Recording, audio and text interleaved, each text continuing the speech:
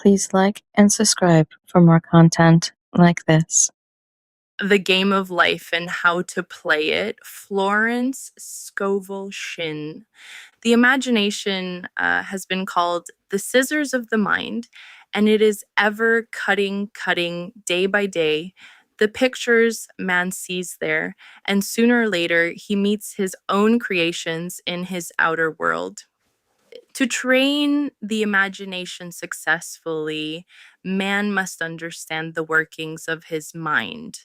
The Greeks said, "Know thyself." There are three departments of the mind: the subconscious, conscious, and superconscious. The subconscious is simply power without direction. It is like steam or electricity, and it does what it is directed to do. It has no power of induction. Whatever man feels deeply or images clearly is impressed upon the subconscious mind and carried out in minutest detail. For example, a woman I know, when a child, always made believe she was a widow. She dressed up in black clothes and wore a long black veil, and people thought she was very clever and amusing. She grew up and married a man with whom she was deeply in love. In a short time, he died, and she wore black and a sweeping veil for many years. The picture of herself as a widow was impressed upon the subconscious mind, and in due time worked itself out, regardless of the havoc created. The conscious mind has been called mortal or carnal mind. It is the human mind and sees life as it appears to be. It sees death, disaster, sickness, poverty, and limitation of every kind, and it impresses the subconscious. The superconscious mind is the God mind within each man and is the realm of perfect ideas. In it is the perfect pattern spoken of by Plato, the divine design. For there is a divine design for each person. There is a place that you are to fill and no one else can fill, something you are to do which no one else can do. There is a perfect picture of this in the superconscious mind. It usually flashes across the conscious as an unattainable ideal, something too good to be true. In reality, it is man's true destiny or destination flashed to him from the infinite intelligence which is within himself. Many people, however, are in ignorance of their true destinies and are striving for things and situations which do not belong to them and would only bring failure and dissatisfaction if attained. For example, a woman came to me and asked me to speak the word that she would marry a certain man with whom she was very much in love. She called him A. B. I replied that this would be a violation of spiritual law, but that I would speak the word for the right man, the divine selection, the man who belonged to her by divine right. I added, if AB is the right man, you can't lose him, and if he isn't, you will receive his equivalent. She saw AB frequently, but no headway was made in their friendship. One evening she called and said, "Do you know, for the last week, AB hasn't seemed so wonderful to me." I replied, "Maybe he is not the divine selection, another man may be the right one." Soon after that, she met another man who fell in love with her at once and who said she was his ideal. In fact, he said all the things that she had always wished AB would say to her. She remarked, "It was quite uncanny." She soon returned his love and lost all interest in AB. This shows the law of substitution. A right idea was substituted for a wrong one. Therefore, there was no loss or sacrifice involved. Jesus Christ said, "Seek ye first the kingdom of God and his righteousness, and all these things shall be added unto you." And he said, the kingdom was within man. The kingdom is the realm of right ideas or the divine pattern. Jesus Christ taught that man's words played a leading part in the game of life. By your words, you're justified, and by your words, you're condemned. Many people have brought disaster into their lives through idle words. For example, a woman once asked me why her life was now one of poverty, of limitation. Formerly, she had a home, was surrounded by beautiful things, and had plenty of money. We found she had often tired of the management of her home and had said repeatedly, "I'm sick and tired of things. I wish I lived in a trunk." And she added, "Today I am living in that trunk." She had spoken herself into a trunk. The subconscious mind has no sense of humor, and people often joke themselves into unhappy experiences. For example, a woman who had a great deal of money joked continually about getting ready for the Orr house.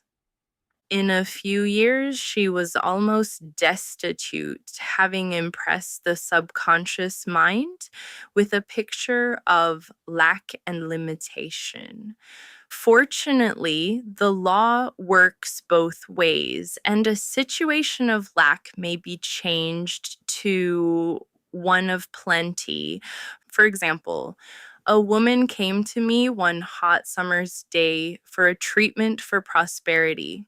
She was worn out, dejected, and discouraged. She said she possessed just $8 in the world. I said, "Good, we'll bless the $8 and multiply them as Jesus Christ multiplied the loaves and fishes. For he taught that every man had the power to bless and to multiply, to heal and to prosper." She said, "What shall I do next?" I replied, "Follow intuition. Have you a hunch to do anything or to go anywhere?"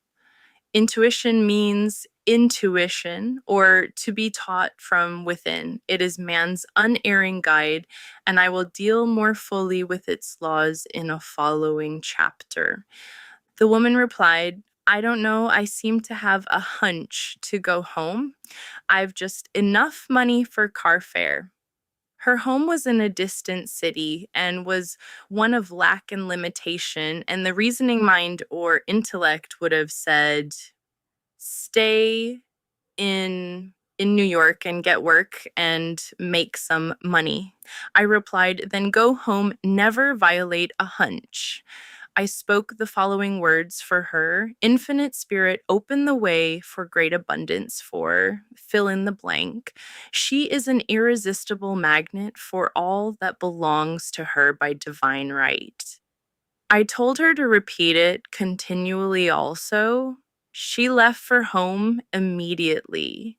In calling on a woman one day, she linked up with an old friend of her family.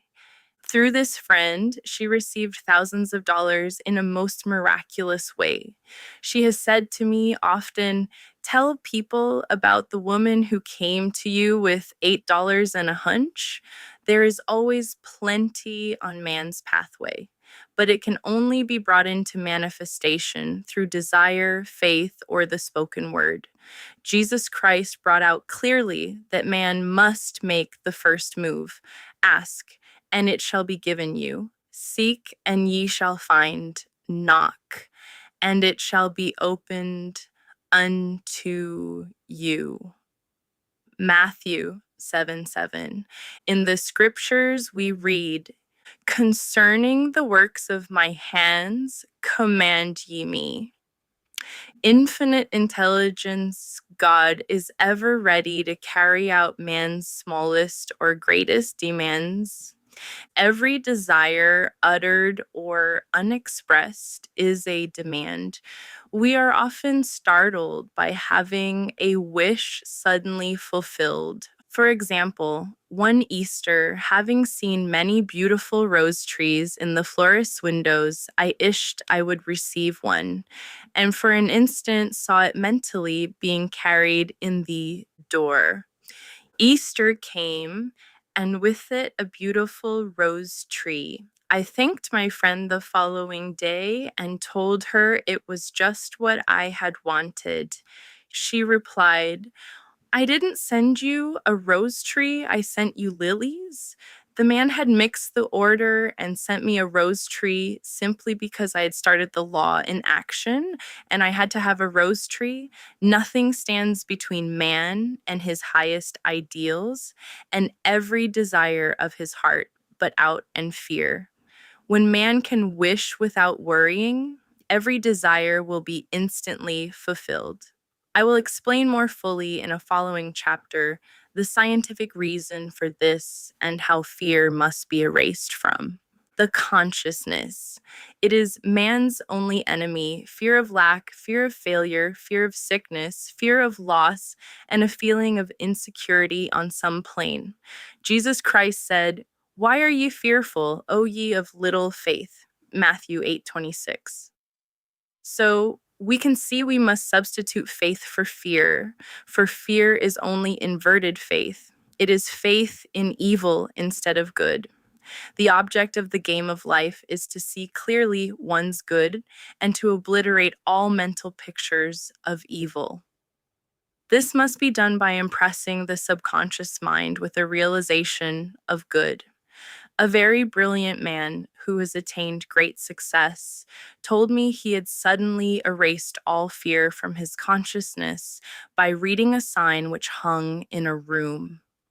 He saw printed in large letters this statement, why worry? It will probably never happen.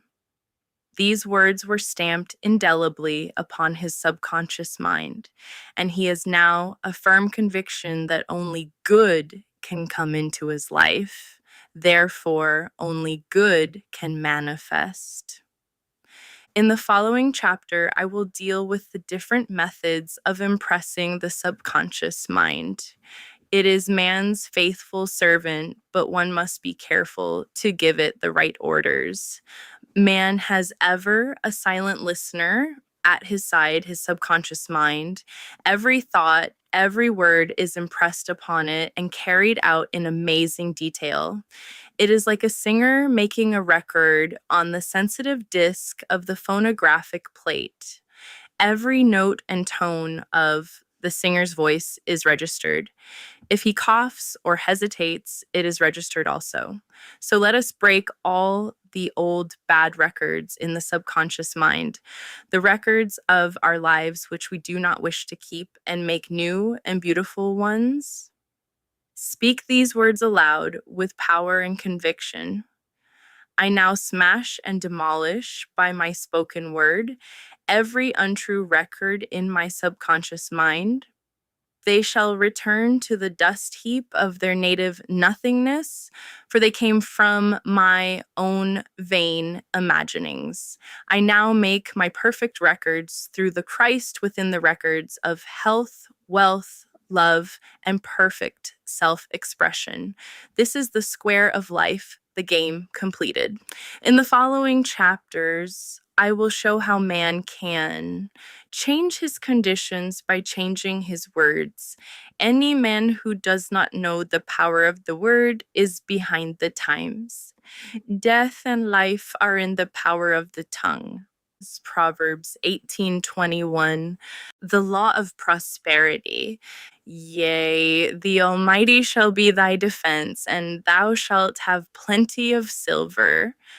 One of the greatest messages given to the race through the scriptures is that God is man's supply and that man can release through his spoken word all that belongs to him by divine right. He must, however, have perfect faith in his spoken word. Isaiah said, "My word shall not return unto me void, but shall accomplish that whereunto it is sent." We know now that words and thoughts are a tremendous vibratory force, ever molding man's body and affairs. A woman came to me in great distress and said she was to be sued on the 15th of the month for $3,000. She knew no way of getting the money and was in despair. I told her God was her supply and that there is a supply for every demand. So I spoke the word. I gave thanks that the woman would receive $3,000 at the right time in the right way. I told her she must have perfect faith and act her perfect faith. The 15th came, but no money had materialized. She called me on the phone and asked what she was to do. I replied, "It is Saturday, so they won't sue you today. Your part is to act rich, thereby showing perfect faith that you will receive it by Monday." She asked me to lunch with her to keep up her courage. When I joined her at a restaurant, I said, "This is no time to economize. Order an expensive luncheon. Act as if you had already received the $3,000. All things whatsoever ye ask in prayer, believing ye shall receive." You must act as if you had already received. The next morning, she called me on the phone and asked me to stay with her during the day. I said, "No, you are divinely protected, and God is never too late." In the evening, she phoned again, greatly excited, and said, "My dear, a miracle has happened. I was sitting in my room this morning when the doorbell rang. I said to the maid, 'Don't let anyone in.' The maid, however, looked out the window and said, 'It's your cousin with the long white beard.' So I said, 'Call him back. I would like to see him.' He was just turning the corner when he heard the maid's voice and he came back. He talked for about an hour, and just as he was leaving, he said, 'Oh, by the way, how are finances?' I told him I needed the money, and he said, 'Why, my dear, I will give you $3,000 the first of the month.' I didn't like to tell him I was going to be sued. What shall I do? I won't receive it till the first of the month, and I must have it tomorrow." I said, "I'll keep on treating." I said, "Spirit is never too late. I give thanks she has received the money on the invisible plane and that it manifests on time." The next morning, her cousin called her up and said, "Come to my office this morning and I will give you the money." That afternoon, she had $3,000 to her credit in the bank and wrote checks as rapidly as her excitement would permit. If one asks for success and prepares for failure, he will get the situation he has prepared for. For example, a man came to me asking me to speak the word that a certain debt would be wiped out. I found he spent his time planning what he would say to the man when he did not pay his bill, thereby neutralizing my words. He should have seen himself paying the debt. We have a wonderful illustration of this in the Bible relating to the three kings who were in the desert without water for their men and horses. They consulted the prophet Elisha, who gave them this astonishing message: "Thus saith the Lord, ye shall not see wind, neither shall ye see rain, yet make this valley full of ditches." Man must prepare for the thing he has asked for when there isn't the slightest sign of it in sight. For example, A woman found it necessary to look for an apartment during the year when there was a great shortage of apartments in New York. It was considered almost an impossibility, and her friends were sorry for her and said, "Isn't it too bad? You'll have to store your furniture and live in a hotel." She replied, "You needn't feel sorry for me. I'm a Superman and I'll get an apartment." She spoke the words, "Infinite Spirit, open the way for the right apartment." She knew there was a supply for every demand and that she was unconditioned, working on the spiritual plane, and that one with God is a majority.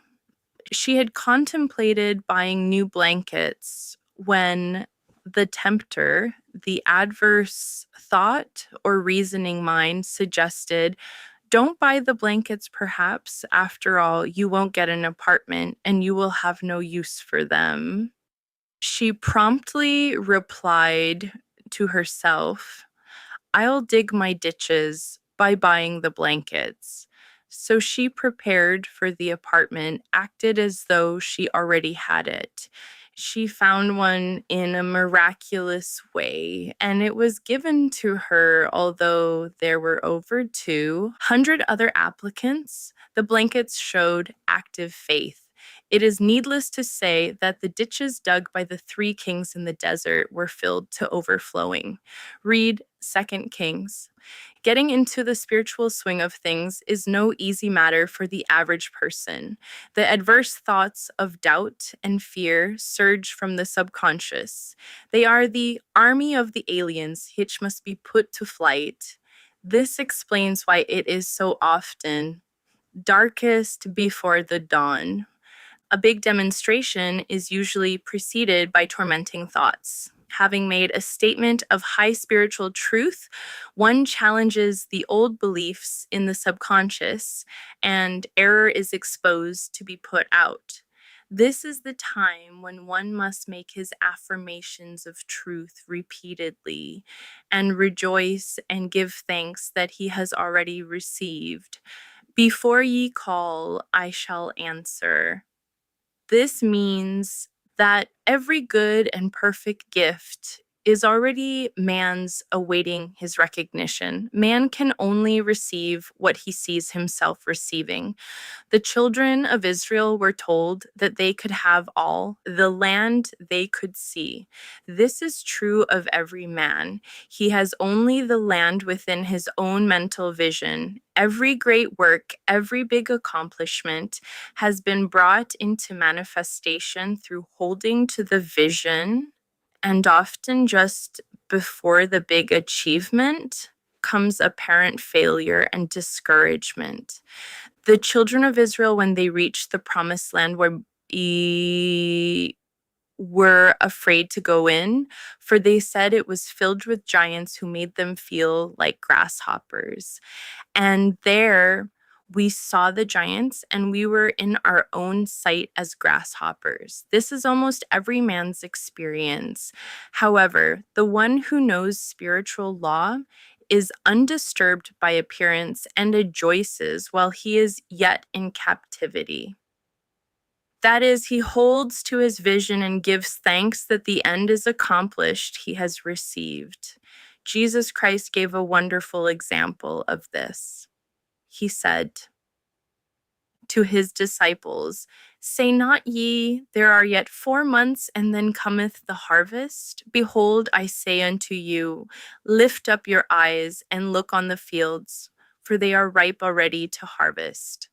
His clear vision pierced the world of matter, and he saw clearly the fourth dimensional world, things as they really are, perfect and complete in divine mind.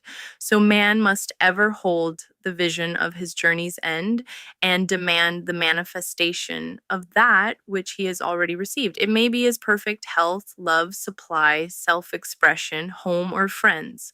They are all finished and perfect ideas registered in divine mind. man's own superconscious mind and must come through him, not to him. For example, a man came to me asking for treatments for success. It was imperative that he raise within a certain time $50,000 for his business.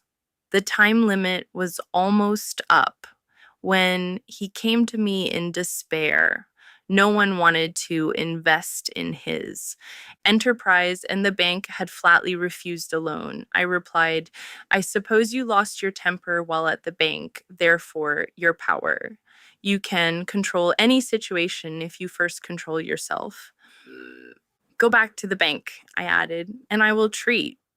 My treatment was, you are identified in love with the spirit of everyone connected with the bank. Let the divine idea come out of this situation. He replied, Woman, you are talking about an impossibility. Tomorrow is Saturday. The bank closes at 12, and my train won't get me there until 10. And the time limit is up tomorrow, and anyway, they won't do it. It's too late. I replied, God doesn't need any time and is never too late. With him, all things are possible. I added, I don't know anything about useness, but I know all about God.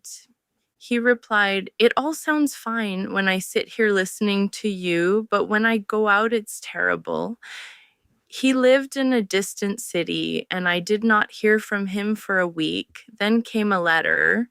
It read, You were right. I raised the money and will never again doubt the truth of all that you told me. I saw him a few weeks later and I said, What happened? You evidently had plenty of time after all.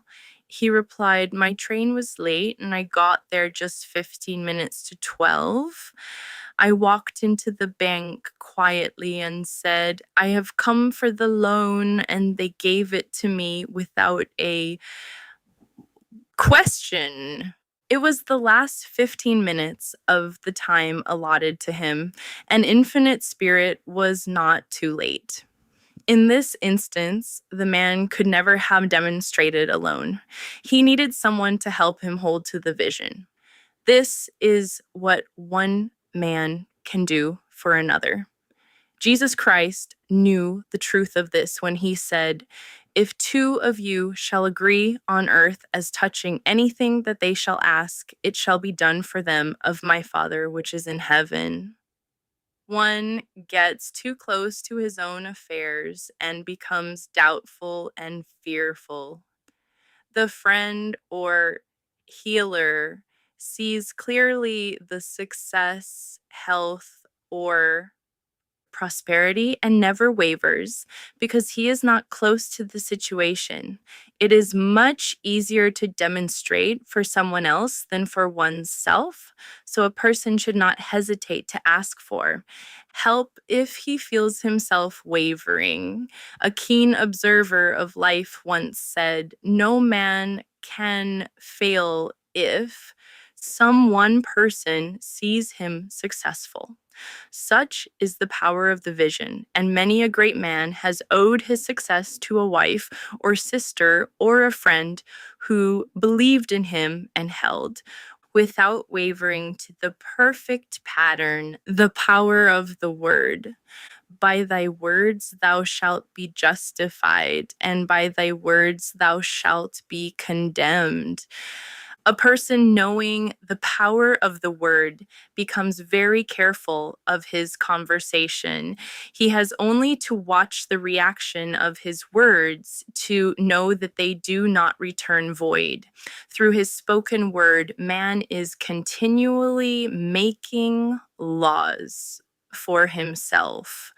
I knew a man who said, I always miss a car. It invariably pulls out just as I arrive. His daughter said, I always catch a car. It's sure to come just as I get there. This occurred for years. Each had made a separate law for himself, one of failure, one of success. This is the psychology of superstitions. The horseshoe or rabbit's foot contains no power, but man's spoken word and belief that it will bring him good luck creates expectancy in the subconscious mind and attracts a lucky situation. I find, however, this will not work when man has advanced spiritually and knows a higher law. One cannot turn back and must put away graven images. For example, two men in my class had had great success in business for several months when suddenly everything went to smash. We tried to analyze the situation, and I found instead of making their affirmations and looking to God for success and prosperity, they had each bought a lucky monkey. I said, "Oh, I see you have been trusting in the lucky monkeys instead of God. Put away the lucky monkeys and call on the law of forgiveness, for man has power to forgive or neutralize his mistakes." They decided to throw the lucky monkeys down a coal hole, and all went well again. This does not mean, however, that one should throw away every lucky ornament or horseshoe about the house, but he must recognize that the power back of it is the one and only power, God, and that the object simply gives him a feeling of expectancy. I was with a friend one day who was in deep despair. In crossing the street, she picked up a horseshoe. Immediately, she was filled with joy and hope. She said God had sent her the horseshoe in order to keep up her courage. It was indeed, at that moment, about the only thing that could have registered in her consciousness. Her hope became faith, and she ultimately made a wonderful demonstration. I wish to make the point clear that the men previously mentioned were depending on the monkeys alone, while this woman recognized the power back of the horseshoe. I know in my own case, it took a long while to get out of a belief that a certain thing brought disappointment. If the thing happened, disappointment invariably followed. I found the only way I could make a change in the subconscious was by asserting there are not two powers, there is only one power. God, therefore, there are no disappointments, and this thing means a happy surprise. I noticed a change at once, and happy surprises commenced coming my way. I have a friend who said nothing could induce her to walk under a ladder. I said, "If you are afraid, you are giving into a belief in two powers, good and evil, instead of one.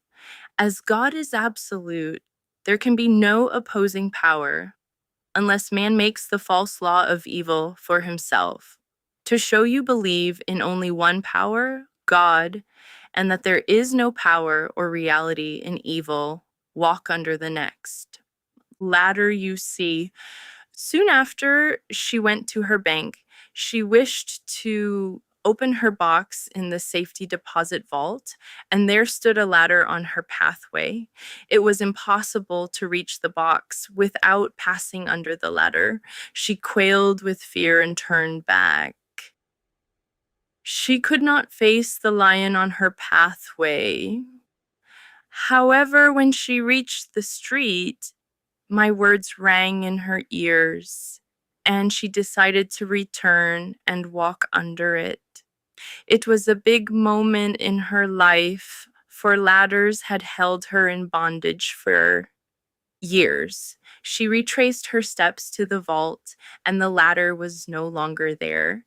This so often happens. If one is willing to do a thing he is afraid to do, he does not have to.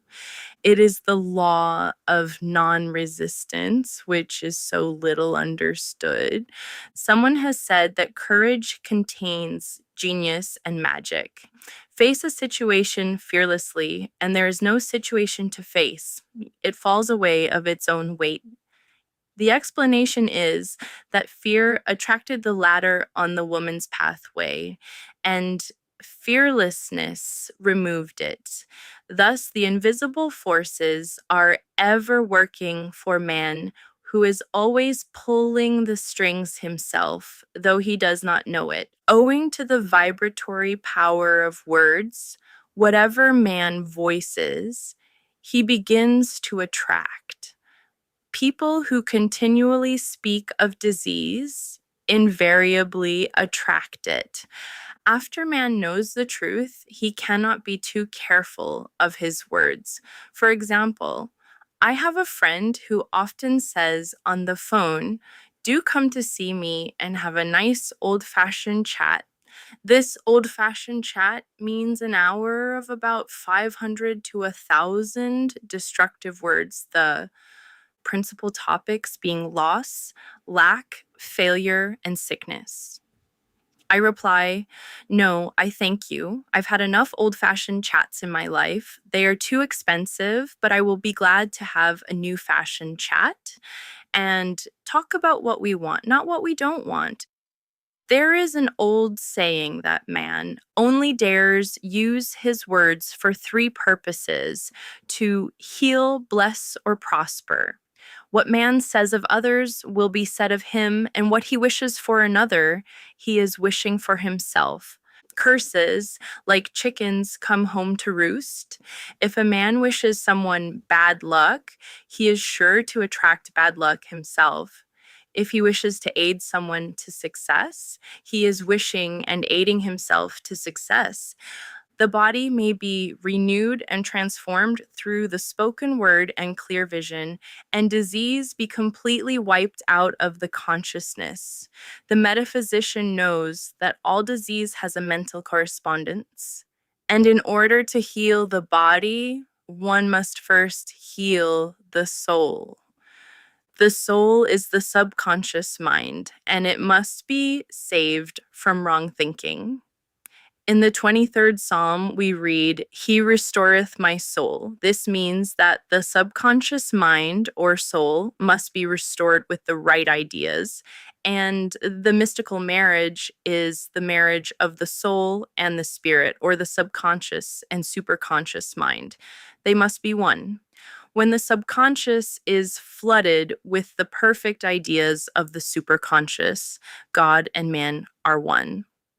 I and the Father are one. That is, he is one with the realm of perfect ideas. He is the man made in God's likeness, an image, imagination, and is given power and dominion over all created things, his mind, body, and affairs. It is safe to say that all sickness and unhappiness come from the violation of the law of love. "A new commandment I give unto you, love one another." And in the game of life, love or goodwill takes every trick. For example, a woman I know had for years an appearance of a terrible skin disease. The doctors told her it was incurable, and she was in despair. She was on the stage, and she feared she would soon have to give up her profession, and she had no other means of support. She, however, procured a good engagement, and on the opening night made a great hit. She received flattering notices from the critics and was joyful and elated. The next day, she received a notice of dismissal. A man in the cast had been jealous of her success and had caused her to be sent away. She felt hatred and resentment taking complete possession of her, and she cried out, "Oh God, don't let me hate that man." That night, she worked for hours in the silence. She said, "I soon came into a very deep silence. I seemed to be at peace with myself, with the man, and with the whole world." I continued this for 2 following nights. And on the third day, I found I was healed completely of the skin disease. In asking for love or goodwill, she had fulfilled the law, for love is the fulfilling of the law. And the disease, which came from subconscious resentment, was wiped out. Continual criticism produces rheumatism, as critical, inharmonious thoughts cause unnatural deposits in the blood, which settle in the joints. False growths are caused by jealousy, hatred, unforgiveness, fear, etc. Every disease is caused by a mind not at ease. I said once in my class, there is no use asking anyone, "What's the matter with you?" We might just as well say, who's the matter with you?" Unforgiveness is the most prolific cause of disease. It will harden arteries or liver and affect the eyesight. In its train are endless ills. I called on a woman one day who said she was ill from having eaten a poisoned oyster. I replied, "Oh no, the oyster was harmless. You poisoned the oyster. Who's the matter with you?" She answered, "Oh, about 19 people." She had quarreled with 19 people and had become so inharmonious that she attracted the wrong oyster. Any inharmony on the external indicates there is mental inharmony. As the within, so the without. Man's only enemies are within himself, and a man's foes shall be they of his own household. Personality is one of the last enemies to be overcome as this planet is taking its initiation in love. It was Christ's message, peace on earth, goodwill towards man. The enlightened man, therefore, endeavors to perfect himself upon his neighbor. His work is with himself to send out goodwill and blessings to every man. And the marvelous thing is that if one blesses a man, he has no power to harm him. For example, a man came to me asking to treat for success in business. He was selling machinery, and a rival appeared on the scene with what he proclaimed was a better machine, and my friend feared defeat. I said, "First of all, we must wipe out all fear and know that God protects your interests and that the divine idea must come out of the situation. That is, the right machine will be sold by the right man to the right man." And I added, "Don't hold one critical thought towards that man. Bless him all day and be willing not to sell your machine if it isn't the divine idea." So he went to the meeting fearless and non resistant and blessing the other man. He said the outcome was very remarkable. The other man's machine refused to work and he sold his without the slightest difficulty. "But I say unto you, love your enemies, bless them that curse you, do good to them that hate you, and pray for them which despitefully use you and persecute you." Goodwill produces a great aura of protection about the one who sends it, and no weapon that is formed against him shall prosper. In other words, love and goodwill destroy the enemies within one's self. Therefore, one has no enemies on the external. There is peace on earth for him who sends goodwill to man. The law of non resistance. Resist not evil, be not overcome of evil, but overcome evil with good.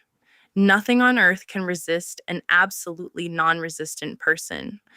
The Chinese say that water is the most powerful element because it is perfectly non resistant. It can wear away a rock and sweep all before it.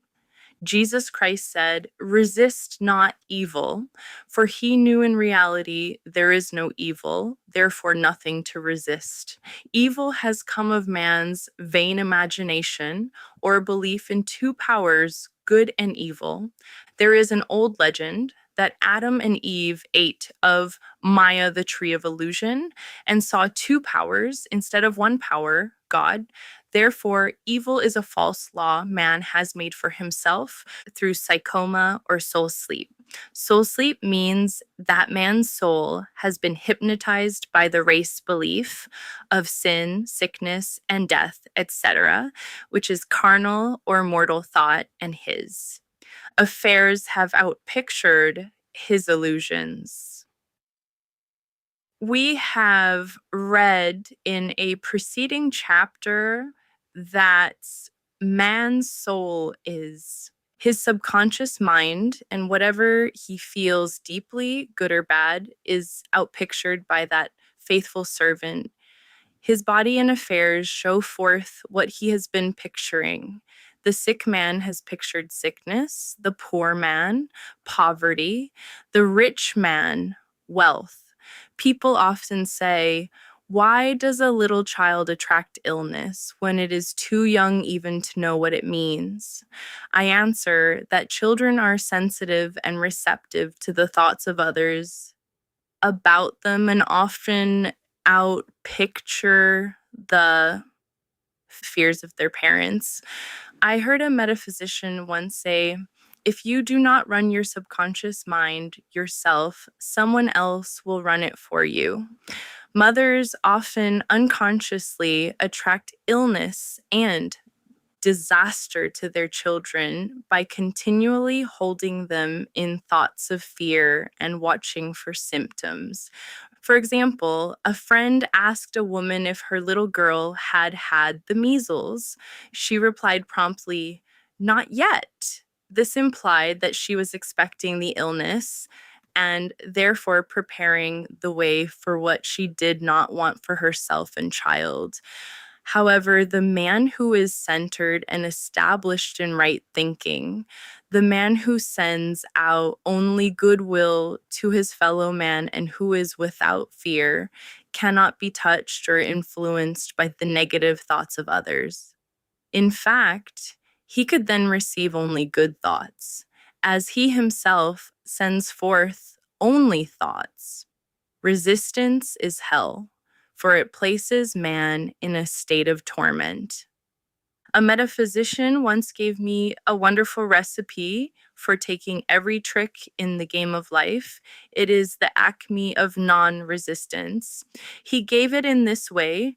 At one time in my life, I baptized children, and of course, they had many names. Now I no longer baptize children, but I baptize events. But I give every event the same name. If I have a failure, I baptize it success in the name of the Father and of the Son and of the Holy Ghost. In this, we see the great law of transmutation founded on non resistance. Through his spoken word, every failure was transmuted into success. For example, a woman who required money and who knew the spiritual law of opulence was thrown in a business way continually with a man who made her feel very poor. He talked lack and limitation, and she commenced to catch his poverty thoughts. So she disliked him and blamed him for her failure. In order to demonstrate her supply, she must first feel that she had received a feeling of opulence must precede its manifestation. It dawned on her one day that she was resisting the situation and seeing two powers instead of one.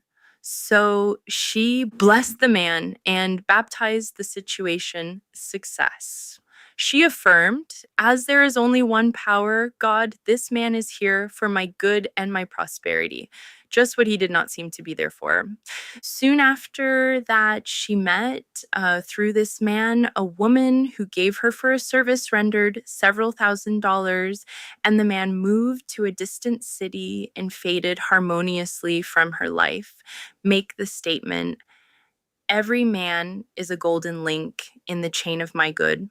For all men are God in manifestation, awaiting the opportunity given by man himself to serve the divine plan of his life. Bless your enemy and you rob him of his ammunition, his arrows will be transmuted into blessings. This law is true of nations as well as individuals. Bless a nation, send love and goodwill to every inhabitant, and it is robbed of its power to harm. Man can only get the right idea of non resistance through spiritual understanding. My students have often said, I don't want to be a doormat. I reply, when you use non resistance with wisdom, no one will ever be able to walk over you. Another example. One day I was impatiently awaiting an important telephone call. I resisted every call that came in and made no outgoing calls myself, reasoning that it might interfere with the one I was awaiting. Instead of saying, divine ideas never conflict, the call will come at the right time, leaving it to infinite intelligence to arrange, I commenced to manage things myself. I made the battle mine, not God's, and remained tense and anxious. The bell did not ring for about an hour, and I glanced at the phone and found the receiver had been off that length of time, and the phone was disconnected. My anxiety, fear, and belief in interference had brought on a total eclipse of the telephone. Realizing what I had done, I commenced blessing the situation at once. I baptized it success and affirmed, I cannot lose any call that belongs to me by divine right. I am under grace and not under law. A friend rushed out to the nearest telephone to notify the company to reconnect. She entered a crowded grocery, but the proprietor left his customers and attended to the call himself. My phone was connected at once, and 2 minutes later, I received a very important call, and about an hour afterwards, the one I had been awaiting. One ship's coming over a calm sea. So long as man resists a situation, he will have it with him.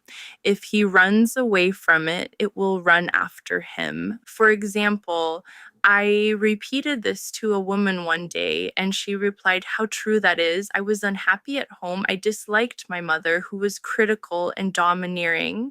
So I ran away and was married, but I married my mother, for my husband was exactly like my mother, and I had the same situation to face again. Agree with thine adversary quickly. This means agree that the adverse situation is good, be undisturbed by it, and it falls away of its own weight. None of these things move me is a wonderful affirmation. The inharmonious situation comes from some inharmony within man himself.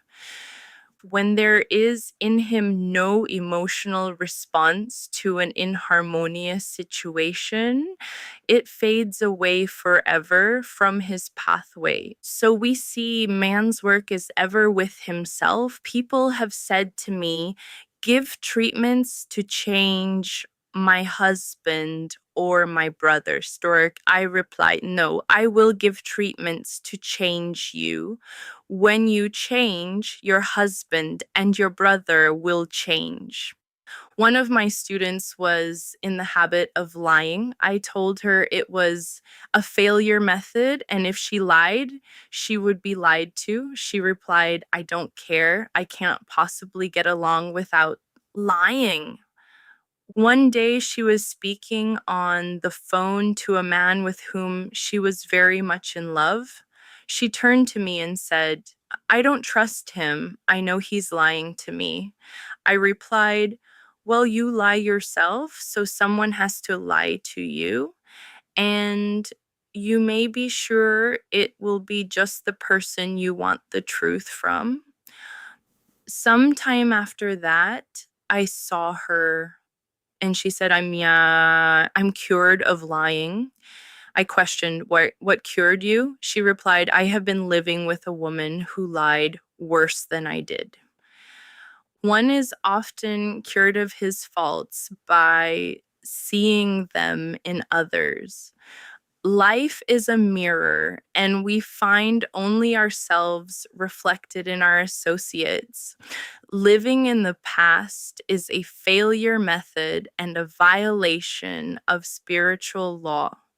Jesus Christ said, "Behold, now is the accepted time. Now is the day of salvation." Lot's wife looked back and was turned into a pillar of salt. The robbers of time are the past and the future. Man should bless the past and forget it if it keeps him in bondage, and bless the future, knowing it has in store for him endless joys, but live fully in the now. For example, a woman came to me complaining that she had no money with which to buy Christmas gifts. She said, "Last year was so different. I had plenty of money and gave lovely presents, and this year I have scarcely a cent." I replied, "You will never demonstrate money while you are pathetic and live in the past. Live fully in the now and get ready to give Christmas presents. Dig your ditches and the money will come." She exclaimed, "I know what to do. I will buy some tinsel twine, Christmas seals, and wrapping paper." I replied, "Do that, and the presents will come and stick themselves to the Christmas seals." This, too, was showing financial fearlessness and faith in God. As the reasoning mind said, "Keep every cent you have, as you are not sure you will get any more." She bought the seals, paper, and twine, and a few days before Christmas received a gift of several $100. Buying the seals and twine had impressed the subconscious with expectancy and opened the way for the manifestation of the money. She purchased all the presents in plenty of time. Man must live suspended in the moment. Look well, therefore, to this day. Such is the salutation of the dawn. He must be spiritually alert, ever awaiting his leads, taking advantage of every opportunity. One day I said continually, silently, "Infinite Spirit, don't let me miss a trick." And something very important was told to me that evening. It is most necessary to begin the day with right words. Make an affirmation immediately upon waking. For example, "Thy will be done this day. Today is a day of completion. I give thanks for this perfect day. Miracle shall follow miracle, and wonders shall never cease." Make this a habit, and one will see wonders and miracles come into his life. One morning, I picked up a book and read, "Look with wonder at that which is before you." It seemed to be my message for the day, so I repeated again and again. Look with wonder at that which is before you. At about noon, a large sum of money was given me, which I had been desiring for a certain purpose. In a following chapter, I will give affirmations that I have found most effective. However, one should never use an affirmation unless it is absolutely satisfying and convincing to his own consciousness. And often an affirmative is changed to suit different people. For example, "The following has brought success to many. I have a wonderful work. In a wonderful way, I give wonderful service for wonderful pay." I gave the first two lines to one of my students, and she added the last two. It made a most powerful statement, as there should always be perfect payment for perfect service, and a rhyme sinks easily into the subconscious. She went about singing it aloud and soon did receive wonderful work in a wonderful way and gave wonderful service for wonderful pay. Another student, a businessman, took it and changed the word work to business. He repeated, I have a wonderful business in a wonderful way, and I give wonderful service for wonderful pay. That afternoon, he made a $41,000 deal, though there had been no activity in his affairs for months. Every affirmation must be carefully worded and completely cover the ground. For example, I knew a woman who was in great need and made a demand for work. She received a great deal of work, but was never paid anything. She now knows to add wonderful service for wonderful pay. It is man's divine right to have plenty, more than enough. His barns should be full and his cup should flow over. This is God's idea for man.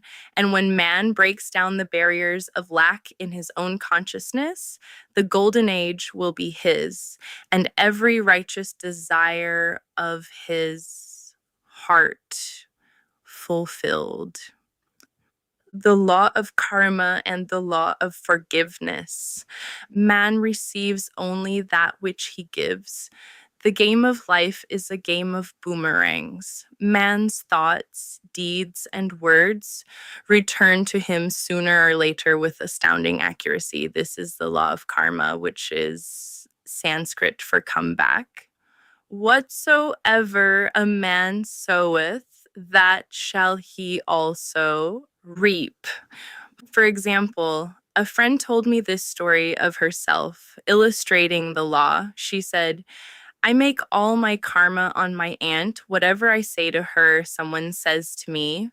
I am often irritable at home, and one day said to my aunt, who was talking to me during dinner, no more talk. I wish to eat in peace. The following day, I was lunching with a woman with whom I wished to make a great impression. I was talking animatedly when she said, no more talk. I wish to eat in peace.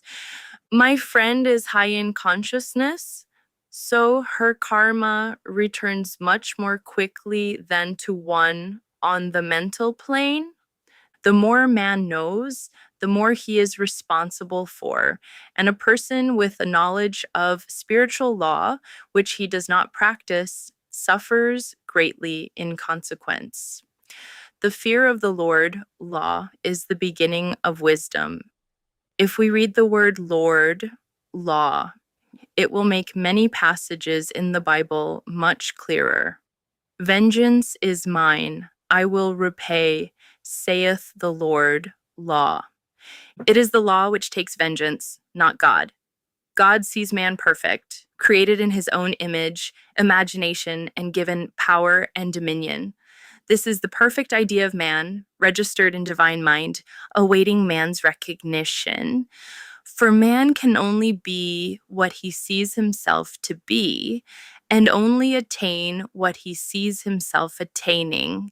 Nothing ever happens without an onlooker, is an ancient saying.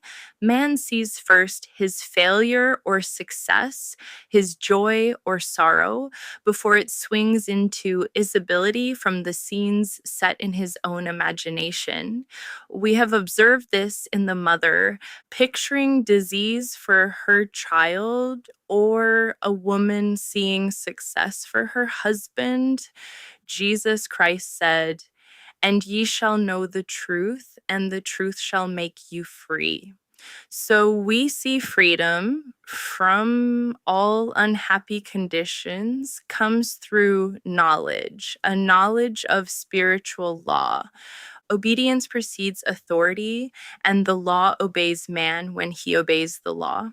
The law of electricity must be obeyed before it becomes man's servant. When handled ignorantly, it becomes man's deadly foe. So, with the laws of mind, for example, a woman with a strong personal will wished she owned a house which belonged to an acquaintance and she often made mental pictures of herself living in the house. In the course of time, the man died and she moved into the house. Several years afterwards, coming into the knowledge of spiritual law, she said to me, "Do you think I had anything to do with that man's death?" I replied, "Yes, your desire was so strong, everything made way for it, but you paid your karmic debt. Your husband, whom you loved devotedly, died soon after, and the house was a white elephant on your hands for years." The original owner, however, could not have been affected by her thoughts had he been positive in the truth, nor her husband, but they were both under karmic law. The woman should have said, feeling the great desire for the house, "Infinite intelligence, give me the right house, equally as charming as this, the house which is mine by divine right." The divine selection would have given perfect satisfaction and brought good to all. The divine pattern is the only safe pattern to work by. Desire is a tremendous force and must be directed in the right channels, or chaos ensues. In demonstrating, the most important step is the first step to ask aright. Man should always demand only that which is his by divine right. To go back to the illustration, had the woman taken this attitude, "If this house I desire is mine, I cannot lose it. If it is not, give me its equivalent," the man might have decided to move out harmoniously had it been the divine selection for her, or another house would have been substituted. Anything forced into manifestation through personal will is always ill got and has ever bad success. Man is admonished, "My will be done, not thine." And the curious thing is, man always gets just what he desires when he does relinquish personal will, thereby enabling infinite intelligence to work through him. Stand ye still and see the salvation of the Lord. Law. For example, a woman came to me in great distress. Her daughter had determined to take a very hazardous trip, and the mother was filled with fear. She said she had used every argument, had pointed out the dangers to be encountered, and forbidden her to go.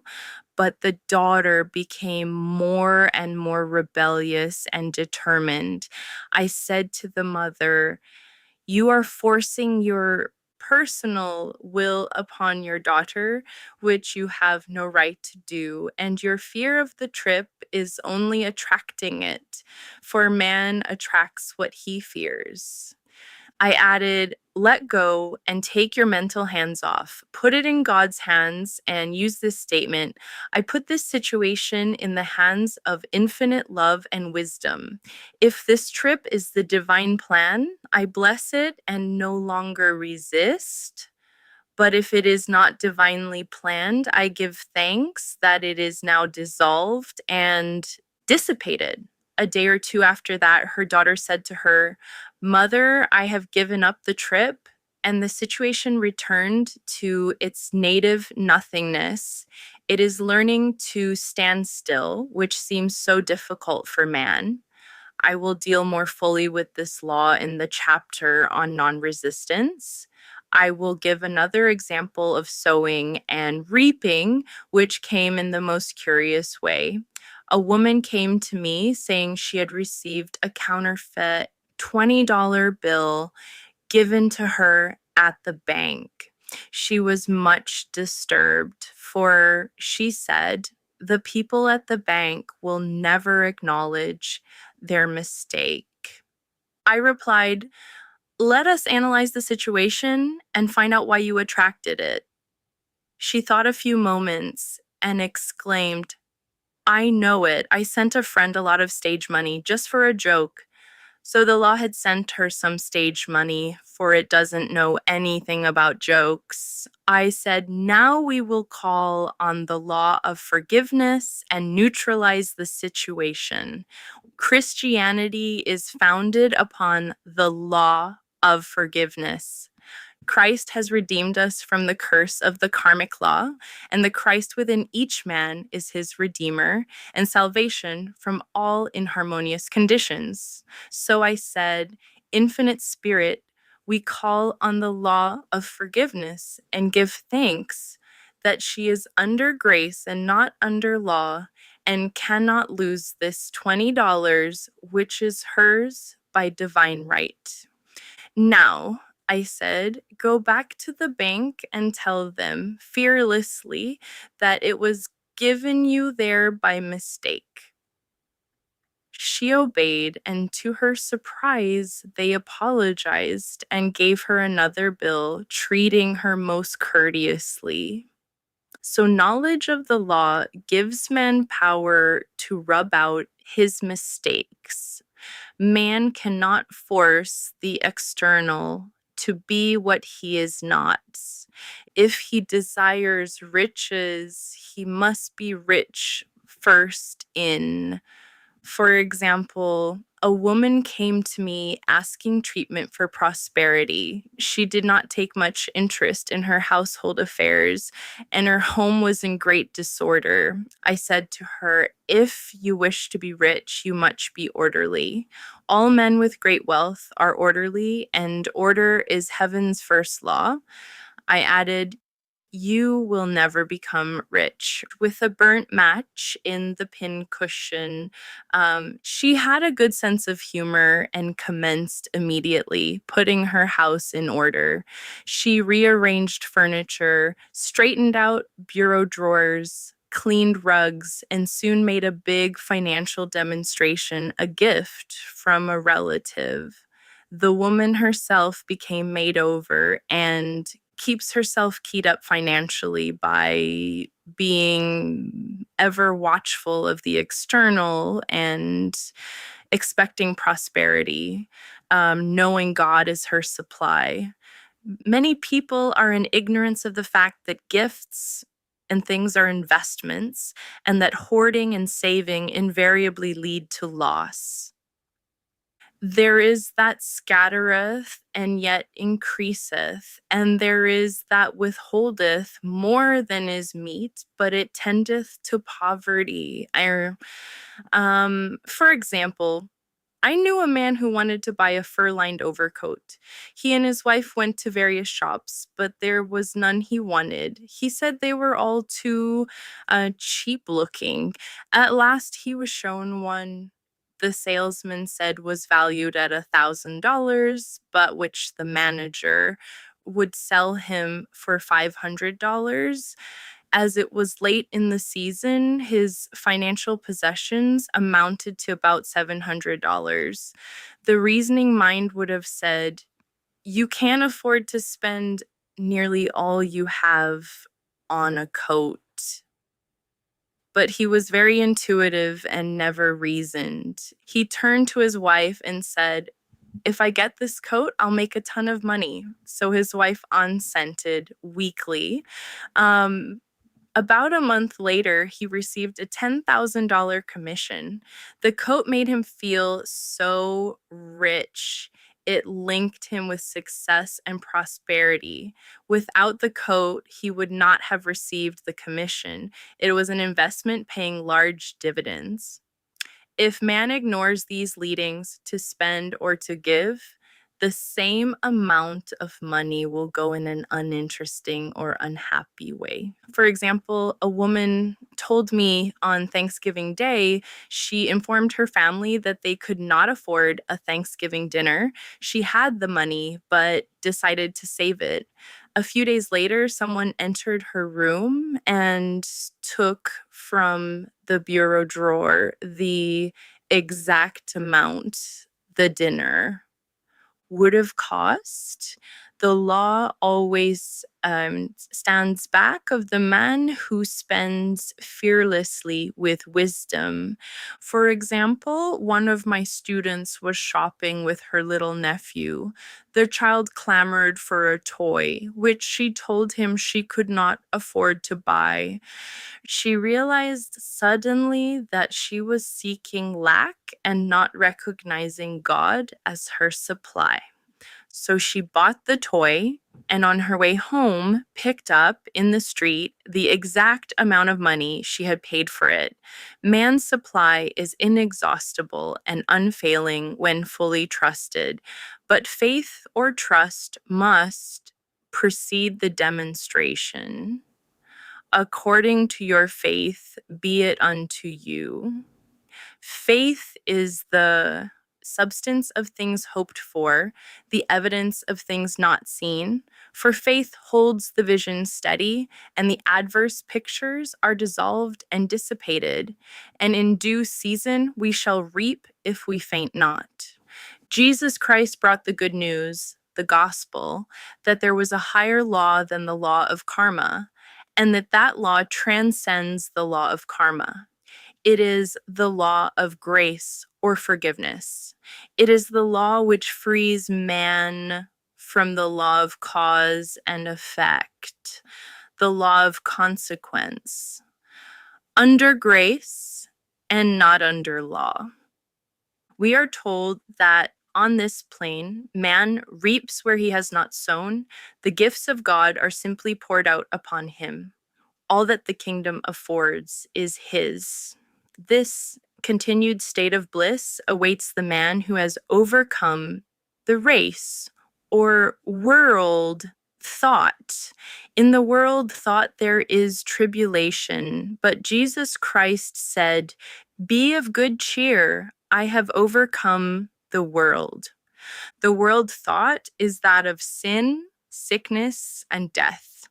He saw their absolute unreality and said, "Sickness and sorrow shall pass away, and death itself, the last enemy, be overcome." We know now, from a scientific standpoint, that death could be overcome by stamping the subconscious mind with the conviction of eternal youth and eternal life. The subconscious, being simply power without direction, carries out orders without questioning. Working under the direction of the superconscious, the Christ or God within man, the resurrection of the body would be accomplished. Man would no longer throw off his body in death, it would be transformed into the body electric. Sung by Walt Whitman, for Christianity is founded upon the forgiveness of sins and an empty tomb, casting the burden, impressing the subconscious. When man knows his own powers and the workings of his mind, his great desire is to find an easy and quick way to impress the subconscious with good, for simply an intellectual knowledge of the truth will not bring results. In my own case, I found the easiest way is in casting the burden. A metaphysician once explained it in this manner. He said, "Oh, the only thing which gives anything weight in nature is the law of gravitation. And if a boulder could be taken high above the planet, there would be no weight in that boulder." And that is what Jesus Christ meant when he said, "My yoke is easy and my burden is light." He had overcome the world vibration and functioned in the fourth dimensional realm, where there is only perfection, completion, life, and joy. He said, "Come to me, all ye that labor and are heavy laden, and I will give you rest. Take my yoke upon you, for my yoke is easy and my burden is light." We are also told in the 55th Psalm to cast thy burden upon the Lord. Many passages in the Bible state that the battle is God's, not man's, and that man is always to stand still and see the salvation of the Lord. This indicates that the superconscious mind, or Christ within, is the department which fights man's battle and relieves him of burdens. We see, therefore, that man violates law if he carries burden, and a burden is an adverse thought or condition, and this thought or condition has its root in the subconscious. It seems almost impossible to make any headway directing the subconscious from the conscious or reasoning mind, as the reasoning mind, the intellect, is limited in its conceptions and filled with doubts and fears. How scientific it then is to cast the burden upon the superconscious mind, or Christ within, where it is made light or dissolved into its native nothingness. For example, a woman in urgent need of money made the statement, "I cast this burden of lack on the Christ within, and I go free to have plenty." The belief in lack was her burden, and as she cast it upon the Christ within, the superconscious flooded the subconscious with its belief of plenty, and an avalanche of supply was the result. We read, "The Christ in you, the hope of glory." Another example, one of my students had been given a new piano, and there was no room in her studio for it until she had moved out the old one. She was in a state of perplexity. She wanted to keep the old piano, but knew of no place to send it. She became desperate as the new piano was to be sent immediately. In fact, was on its way with no place to put it. She said it came to her to repeat, "I cast this burden on the Christ within, and I go free." A few moments later, her phone rang, and a woman friend asked if she might rent her old piano, and it was moved out a few minutes before the new one arrived. I knew a woman whose burden was resentment. She said, "I cast this burden of resentment on the Christ within, and I go free to be loving, harmonious, and happy." The almighty superconscious flooded the subconscious with love, and her whole life was changed. For years, resentment had held her in a state of torment and imprisoned her soul, the subconscious mind. The statement should be made over and over and over, sometimes for hours at a time, silently or audibly, with quietness but determination. I have often compared it to winding up a Victrola. We must wind ourselves up with the spoken word. I have noticed in casting the burden after a little while, one seems to see clearly. It is impossible to have clear vision while in the throes of carnal mind. Doubts and fear poison the mind and body, and the imagination runs riot, attracting disaster and disease. In steadily repeating the affirmation, "I cast this burden on the Christ within and go free," the vision clears, and with it a feeling of relief. And sooner or later comes the manifestation of good, be it health, happiness, or supply. One of my students once asked me to explain the darkness before the dawn. I referred in a preceding chapter to the fact that often, before the big demonstration, everything seems to go wrong, and deep depression clouds the consciousness. It means that out of the subconscious are rising the doubts and fears of the ages. These old derelicts of the subconscious rise to the surface to be put out. It is then that man should clap his cymbals, like Jehoshaphat, and give thanks that he is saved, even though he seems surrounded by the enemy, the situation of lack or disease. The student continued, "How long must one remain in the dark?" And I replied, "Until one can see in the dark, and casting the burden enables one to see in the dark." In order to impress the subconscious, active faith is always essential. Faith without works is dead. In these chapters, I have endeavored to bring out this point. Jesus Christ showed active faith when he commanded the multitude to sit down on the ground before he gave thanks for the loaves and the fishes. I will give another example showing how necessary this step is. In fact, active faith is the bridge over which man passes to his promised land.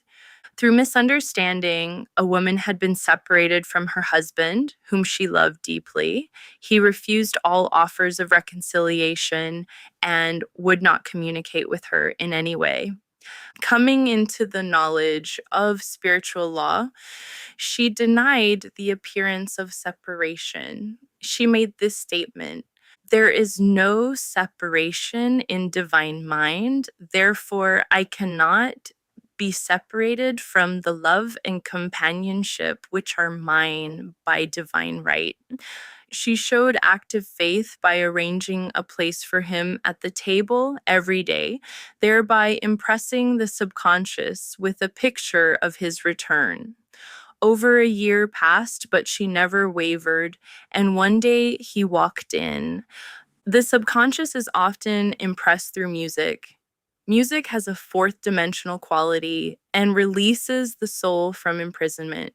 It makes wonderful things seem possible and easy of accomplishment. I have a friend who uses her Victrola daily for this purpose. It puts her in perfect harmony and releases the imagination. Another woman often dances while making her affirmations. The rhythm and harmony of music and motion carry her words forth with tremendous power. The student must remember also not to despise the day of small things. Invariably, before a demonstration comes signs of land. Before Columbus reached America, he saw birds and twigs, which showed him land was near. So it is with a demonstration, but often the student mistakes it for the demonstration itself and is disappointed. For example, a woman had spoken the word for a set of dishes. Not long afterwards, a friend gave her a dish which was old and cracked. She came to me and said, "Well, I asked for a set of dishes, and all I got was a cracked plate." I replied, "The plate was only signs of land. It shows your dishes are coming. Look upon it as birds and seaweed." And not long afterwards, the dishes came. Continually making believe impresses the subconscious. If one makes believe he is rich and makes believe he is successful, in due time he will reap. Children are always making believe, and except ye be converted and become as little children, ye shall not enter the kingdom of heaven. For example, I know of a woman who was very poor, but no one could make her feel poor. She earned a small amount of money from rich friends who constantly reminded her of her poverty and to be careful and saving. Regardless of their admonitions, she would spend all her earnings on a hat or make someone a gift and be in a rapturous state of mind. Her thoughts were always centered on beautiful clothes and rings and things, but without envying others. She lived in the world of the wondrous, and only riches seemed real to her. Before long, she married a rich man, and the rings and things became visible. I do not know whether the man was the divine selection, but opulence had to manifest in her life as she had imaged only opulence. There is no peace or happiness for man until he has erased all fear from the subconscious. Fear is misdirected energy and must be redirected or transmuted into faith. Jesus Christ said, "Why are ye fearful, O ye of little faith? All things are possible to him that believeth." I am asked so often by my students, how can I get rid of fear? I reply, by walking up to the thing you are afraid of. The lion takes its fierceness from your fear. Walk up to the lion and he will disappear, run away, and he runs after you. I have shown in previous chapters how the lion of lack disappeared when the individual spent money fearlessly, showing faith that God was his supply and therefore unfailing. Many of my students have come out of the bondage of poverty and are now bountifully supplied through losing all fear of letting money go out. The subconscious is impressed with the truth that God is the giver and gift. Therefore, as one is one with the giver, he is one with the gift. A splendid statement is, I now thank God the giver for God the gift. Man has so long separated himself from his good and his supply through thoughts of separation and lack that sometimes it takes dynamite to dislodge these false ideas from the subconscious. And the dynamite is a big situation. We see in the foregoing illustration how the individual was freed from his bondage by showing fearlessness. Man should watch himself hourly to detect if his motive for action is fear or faith. Choose ye this day whom we shall serve, fear or faith.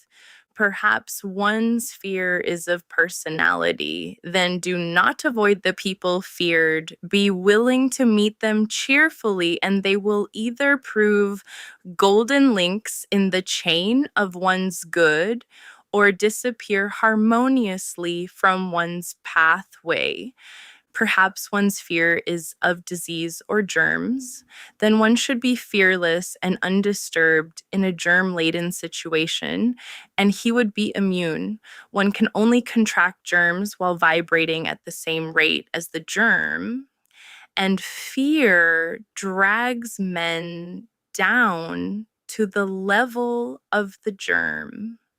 Of course, the disease laden germ is the product of carnal mind, as all thought must objectify. Germs do not exist in the superconscious or divine mind, therefore, are the product of man's vain imagination. In the twinkling of an eye, man's release will come when he realizes there is no power in evil. The material world will fade away, and the fourth dimensional world, the world of the wondrous, will swing into manifestation. And I saw a new heaven and a new earth, and there shall be no more death, neither sorrow nor crying, neither shall there be any more pain, for the former things are passed away. Love. Every man on this planet is taking his initiation in love. A new commandment I give unto you, that ye love one another.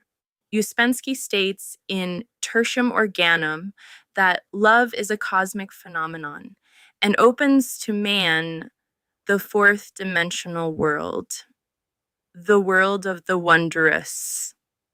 Real love is selfless and free from fear. It pours itself out upon the object of its affection without demanding any return. Its joy is in the joy of giving. Love is God in manifestation and the strongest magnetic force in the universe. Pure, unselfish love draws to itself its own. It does not need to seek or demand. Scarcely anyone has the faintest conception of real love. Man is selfish, tyrannical, or fearful in his affections, thereby losing the thing he loves. Jealousy is the worst enemy of love, for the imagination runs riot, seeing the loved one attracted to another. And invariably, these fears objectify if they are not neutralized. For example, a woman came to me in deep distress. The man she loved had left her for other women and said he never intended to marry her. She was torn with jealousy and resentment and said she hoped he would suffer as he had made her suffer, and added, "How could he leave me when I loved him so much?" I replied, "You are not loving that man, you are hating him," and added, "You can never receive what you have never given. Give a perfect love, and you will receive a perfect love. Perfect yourself on this man. Give him a perfect, unselfish love, demanding nothing in return. Do not criticize or condemn, and bless him wherever his is." She replied, "No, I won't bless him unless I know where he is." She said, "Well," I said, "that is not real love." When you send out real love will return to you, either from this man or his equivalent. For if this man is not the divine selection, you will not want him. As you are one with God, you are one with the love which belongs to you by divine right.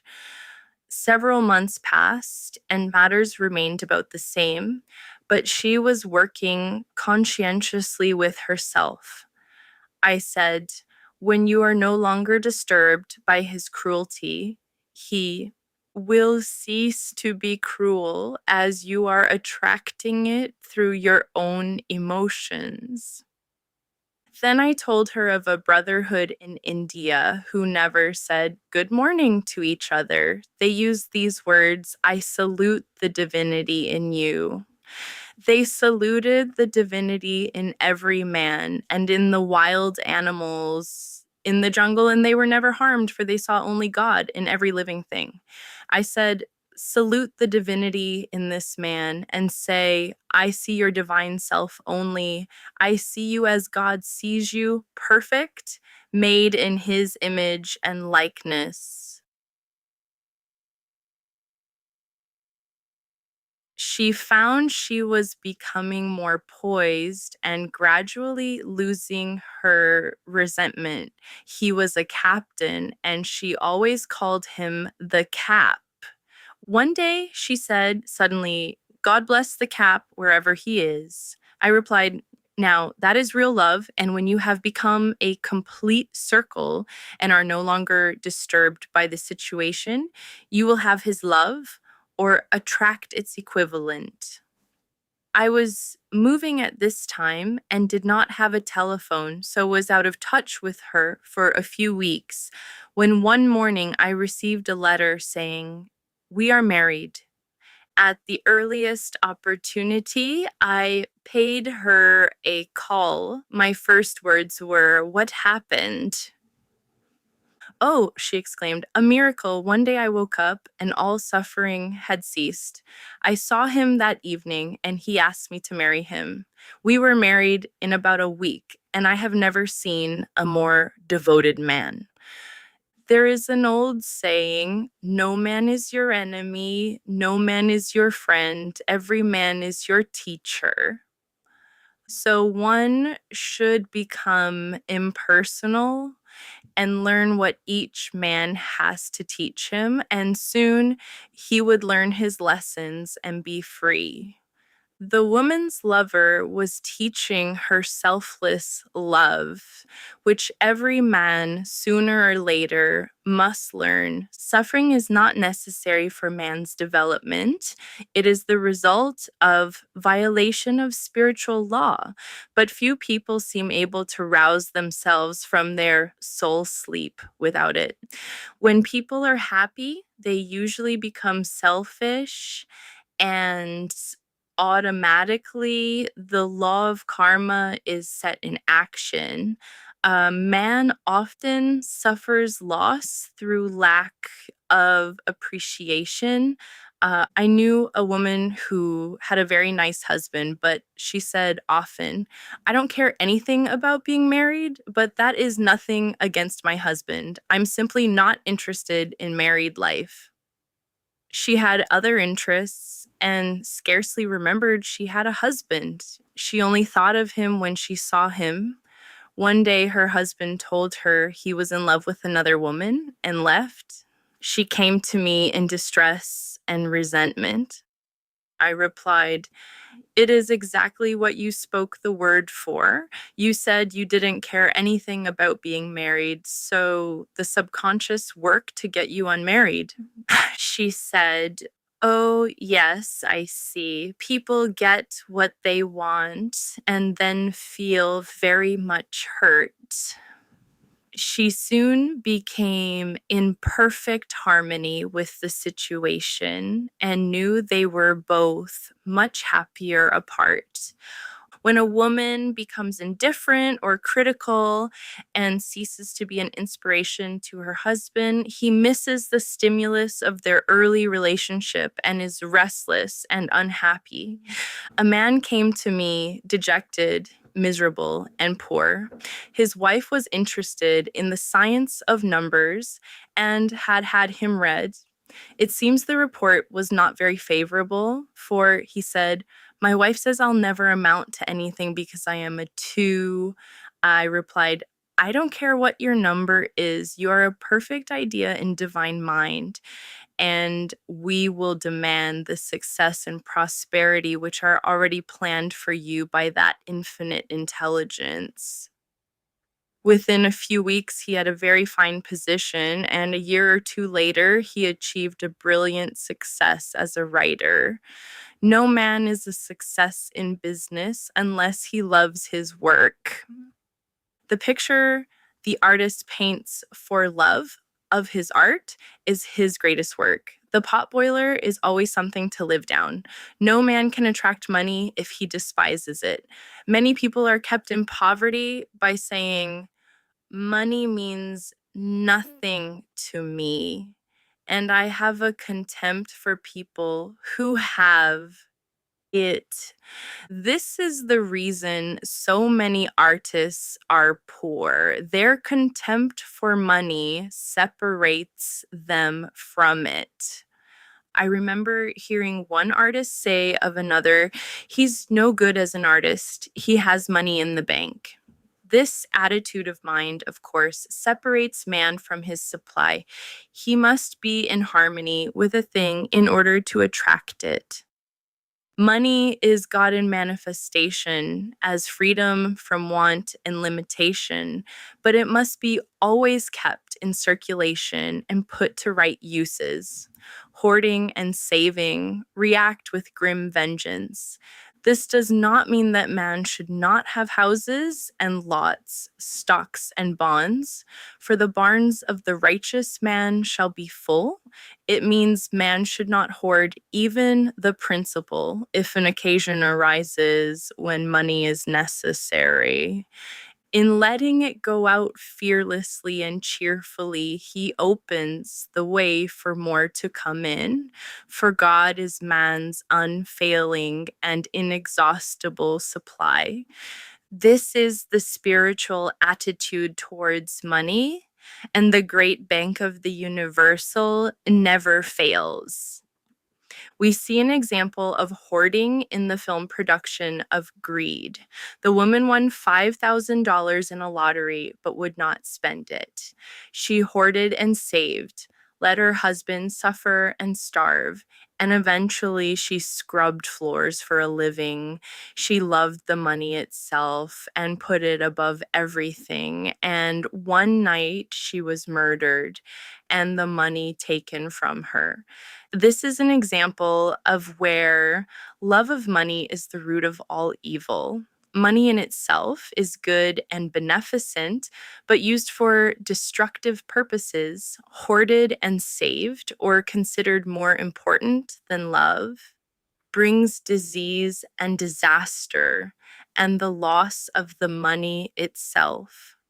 Follow the path of love, and all things are added. For God is love, and God is supply.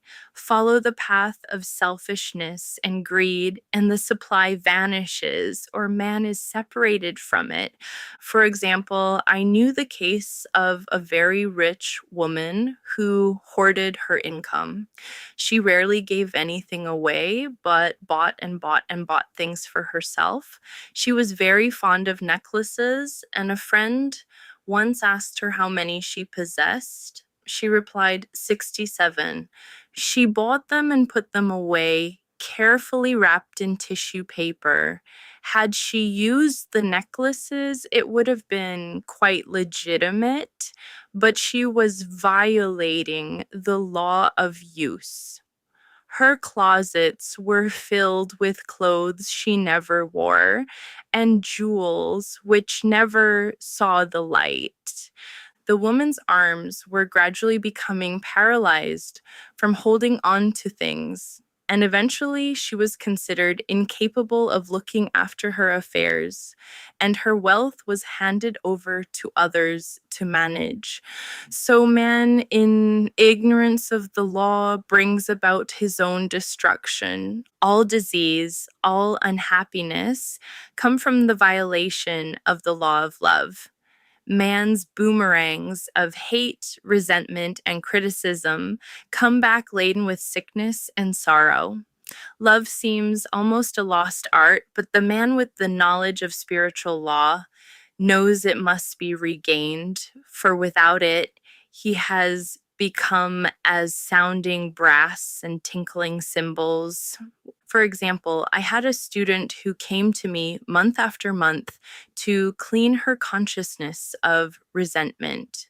After a while, she arrived at the point where she resented only one woman, but that one woman kept her busy.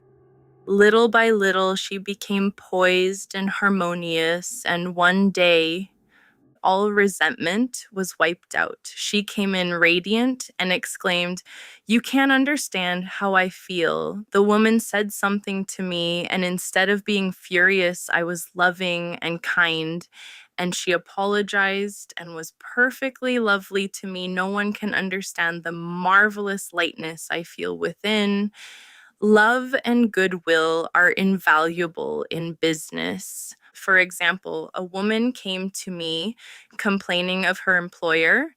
She said she was cold and critical and knew she did not want her in the position. Well, I replied, salute the divinity in the woman and send her love. She said, I can't. She's a marble woman. I answered, you remember the story of the sculptor who asked for a certain piece of marble. He was asked why he wanted it, and he replied, because there is an angel in the marble, and out of it he produced a wonderful work of art. She said, very well, I'll try it. A week later, she came back and said, I did what you told me to, and now the woman is very kind, and took me out in her car. People are sometimes filled with remorse for having done someone an unkindness, perhaps years ago.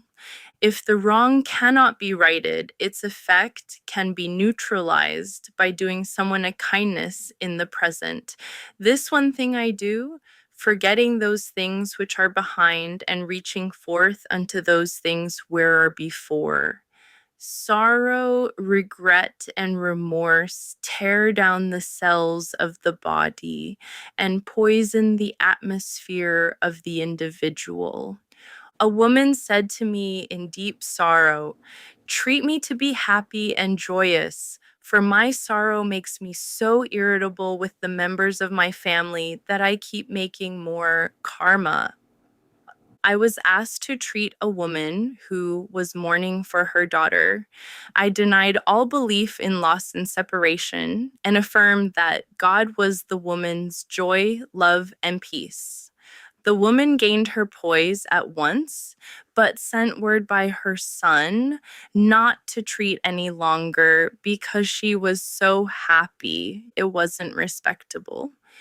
So, mortal mind loves to hang on to its griefs and regrets. I knew a woman who went about bragging of her troubles, so of course, she always had something to brag about.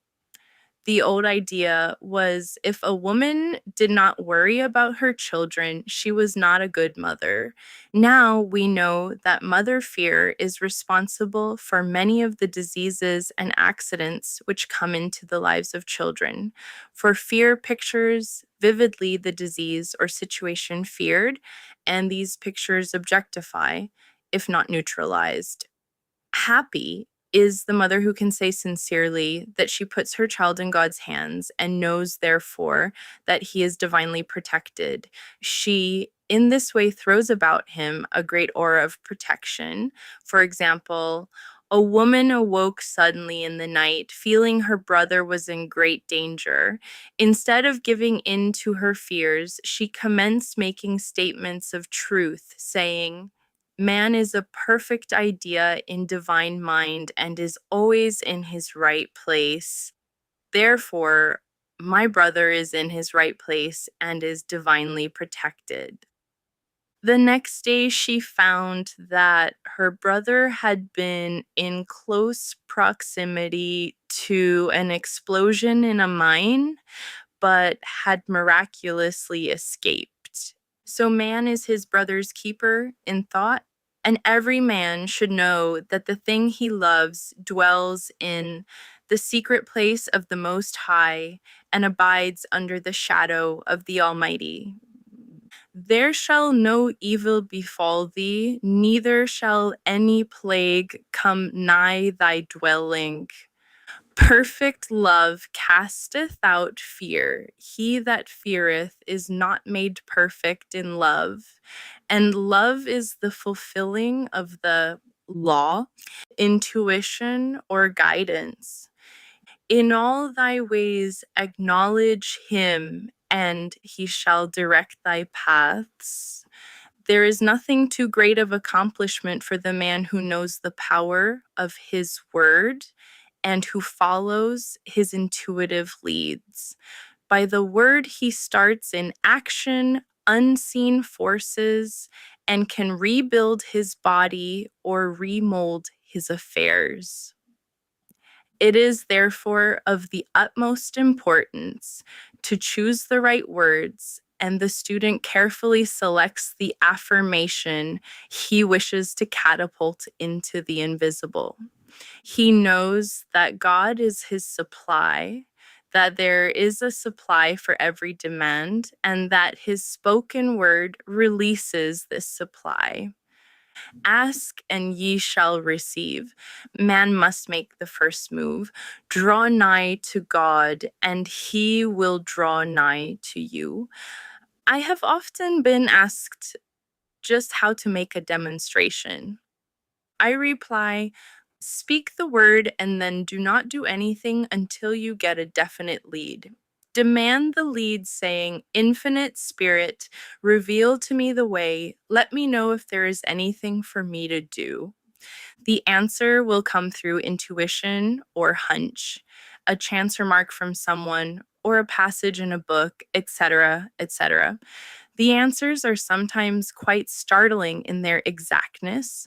For example, a woman desired a large sum of money. She spoke the words, "Infinite Spirit, open the way for my immediate supply."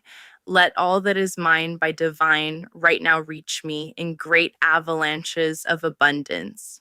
Then she added, give me a definite lead. Let me know if there is anything for me to do. The thought came quickly, give a certain friend who had helped her spiritually $100. She told her friend, who said, wait and get another lead before giving it. So she waited, and that day met a woman who said to her, I gave someone $1 today.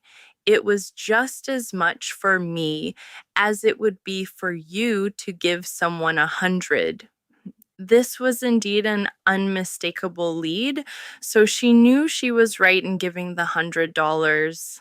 It was a gift which proved a great investment, for shortly after that, a large sum of money came to her in a remarkable way. Giving opens the way for receiving. In order to create activity in finances, one should give. Tithing or giving 1/10 of one's income is an old Jewish custom and is sure to bring increase. Many of the richest men in this country have been tithers, and I have never known it to fail as an investment. The 10th part goes forth and returns blessed and multiplied. But the gift or tithe must be given with love and cheerfulness, for God loveth a cheerful giver. Bills should be paid cheerfully. All money should be sent forth fearlessly and with a blessing. This attitude of mind makes man master of money. It is his to obey, and his spoken word then opens vast reservoirs of wealth. Man himself limits his supply by his limited vision. Sometimes the student has a great realization of wealth, but is afraid to act. The vision and action must go hand in hand, as in the case of the man who bought the fur-lined overcoat. A woman came to me asking me to speak the word for a position, so I demanded, Infinite Spirit, open the way for this woman's right position. Never ask for just a position, ask for the right position, the place already planned in divine mind, as it is the only one that will give satisfaction. I then gave thanks that she had already received and that it would manifest quickly. Very soon, she had 3 positions offered her, 2 in New York and 1 in Palm Beach, and she did not know which to choose. I said, ask for a definite lead. The time was almost up and was still undecided when one day she telephoned, when I woke up this morning, I could smell Palm Beach. She had been there before and knew its balmy fragrance. I replied, well, if you can smell Palm Beach from here, it is certainly your lead. She accepted the position and it proved a great success. Often one's lead comes at an unexpected time. One day I was walking down the street when I suddenly felt a strong urge to go to a certain bakery a block or 2 away. The reasoning mind resisted, arguing, there is nothing there that you want. However, I had learned not to reason, so I went to the bakery, looked at everything, and there was certainly nothing there that I wanted. But coming out, I encountered a woman I had thought of often and who was in great need of the help which I could give her. So often, one goes for one thing and finds another. Intuition is a spiritual faculty and does not explain, but simply points the way. A person often receives a lead during a treatment. The idea that comes may seem quite irrelevant, but some of God's leadings are mysterious. In the class, one day, I was treating that each individual would receive a definite lead. A woman came to me afterwards and said, "While you were treating, I got the hunch to take my furniture out of storage and get an apartment." The woman had come to be treated for health. I told her I knew in getting a home of her own, her health would improve. And I added, "I believe your trouble, which is a congestion, has come from having things stored away. Congestion of things causes congestion in the body. You have violated the law of use, and your body is paying the penalty." So I gave thanks that divine order was established in her mind, body, and affairs. People little dream of how their affairs react on the body. There is a mental correspondence for every disease. A person might receive instantaneous healing through the realization of his body being a perfect idea in divine mind and therefore whole and perfect. But if he continues his destructive thinking, hoarding, hating, fearing, condemning, the disease will return. Jesus Christ knew that all sickness came from sin, but admonished the leper after the healing to go and sin no more, lest a worse thing come upon him. So man's soul or subconscious mind must be washed whiter than snow for permanent healing, and the metaphysician is always delving deep for the correspondence. Jesus Christ said, "Condemn not, lest ye also be condemned. Judge not, that ye be judged." Many people have attracted disease and unhappiness through condemnation of others. What man condemns in others, he attracts to himself. For example, a friend came to me in anger and distress because her husband had deserted her for another woman. She condemned the other woman and said continually she knew he was a married man and had no right to accept his attentions. I replied, "Stop condemning the woman, bless her, and be through with this situation. Otherwise, you are attracting the same thing to yourself." She was deaf to my words, and a year or two later became deeply interested in a married man herself. Man picks up a live wire whenever he criticizes or condemns and may expect a shock. Indecision is a stumbling block in many a pathway. In order to overcome it, make the statement repeatedly: "I am always under direct inspiration. I make right decisions quickly." These words impress the subconscious, and soon one finds himself awake and alert, making his right moves without hesitation. I have found it destructive to look to the psychic plane for guidance, as it is the plane of many minds and not the one mind. As man opens his mind to subjectivity, he becomes a target for destructive forces.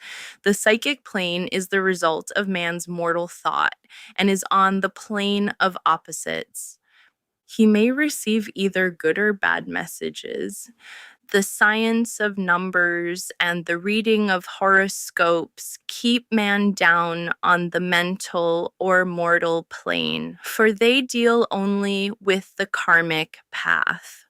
I know of a man who should have been dead years ago, according to his horoscope, but he is alive and a leader of one of the biggest movements in this country for the uplift of humanity. It takes a very strong mind to neutralize a prophecy of evil. The student should declare, "Every false prophecy shall come to naught, Every plan my Father in heaven has not planned shall be dissolved and dissipated. The divine idea now comes to pass. However, if any good message has ever been given one of coming happiness or wealth, harbor and expect it, and it will manifest sooner or later through the law of expectancy. Man's will should be used to back the universal will. I will that the will of God be done. It is God's will to give every man every righteous desire of his heart, and man's will should be used to hold the perfect vision without wavering. The prodigal son said, I will arise and go to my father. It is indeed often an effort of the will to leave the husks and swine of mortal thinking. It is so much easier for the average person to have fear than faith. So, faith is an effort of the will. As man becomes spiritually awakened, he recognizes that any external inharmony is the correspondence of mental inharmony. If he stumbles or falls, he may know he is stumbling or falling in consciousness. One day, a student was walking along the street condemning someone in her thoughts. She was saying mentally, that woman is the most disagreeable woman on earth. When suddenly, three Boy Scouts rushed around the corner and almost knocked her over. She did not condemn the Boy Scouts, but immediately called on the law of forgiveness and saluted the divinity in the woman. Wisdom's way are ways of pleasantness, and all her paths are peace. When one has made his demands upon the universal, he must be ready for surprises. Very thing may seem to be going wrong when in reality it is going right. For example, a woman was told that there was no loss in divine mind, therefore, she could not lose anything which belonged to her. Anything lost would be returned or she would receive its equivalent. Several years previously, she had lost $2,000. She had loaned the money to a relative during her lifetime, but the relative had died, leaving no mention of it in her will. The woman was resentful and angry, and as she had no written statement of the transaction, she never received the money, so she determined to deny the loss and collect the $2,000 from the Bank of the Universal. She had to begin by forgiving the woman as resentment and unforgiveness closed the doors of this wonderful bank. She made this statement, I deny loss. There is no loss in divine mind. Therefore, I cannot lose the $2,000, which belong to me by divine right. As one door shuts, another door opens. She was living in an apartment house, which was for sale. And in the lease was a clause stating that if the house was sold, the tenants would be required to move out within 90 days. Suddenly, the landlord broke the leases and raised the rent. Again, injustice was on her pathway, but this time she was undisturbed. She blessed the landlord and said, as the rent has been raised, it means that I'll be that much richer, for God is my supply. New leases were made out for the advanced rent, but by some divine mistake, the 90 days clause had been forgotten. Soon after, the landlord had an opportunity to sell the house. On account of the mistake in the new leases, the tenants held possession for another year. The agent offered each tenant $200 if he would vacate. Several families moved, 3 remained, including the woman. A month or two passed, and the agent again appeared. This time he said to the woman, Will you break your lease for the sum of $1,500? It flashed upon her, "Here comes the $2,000."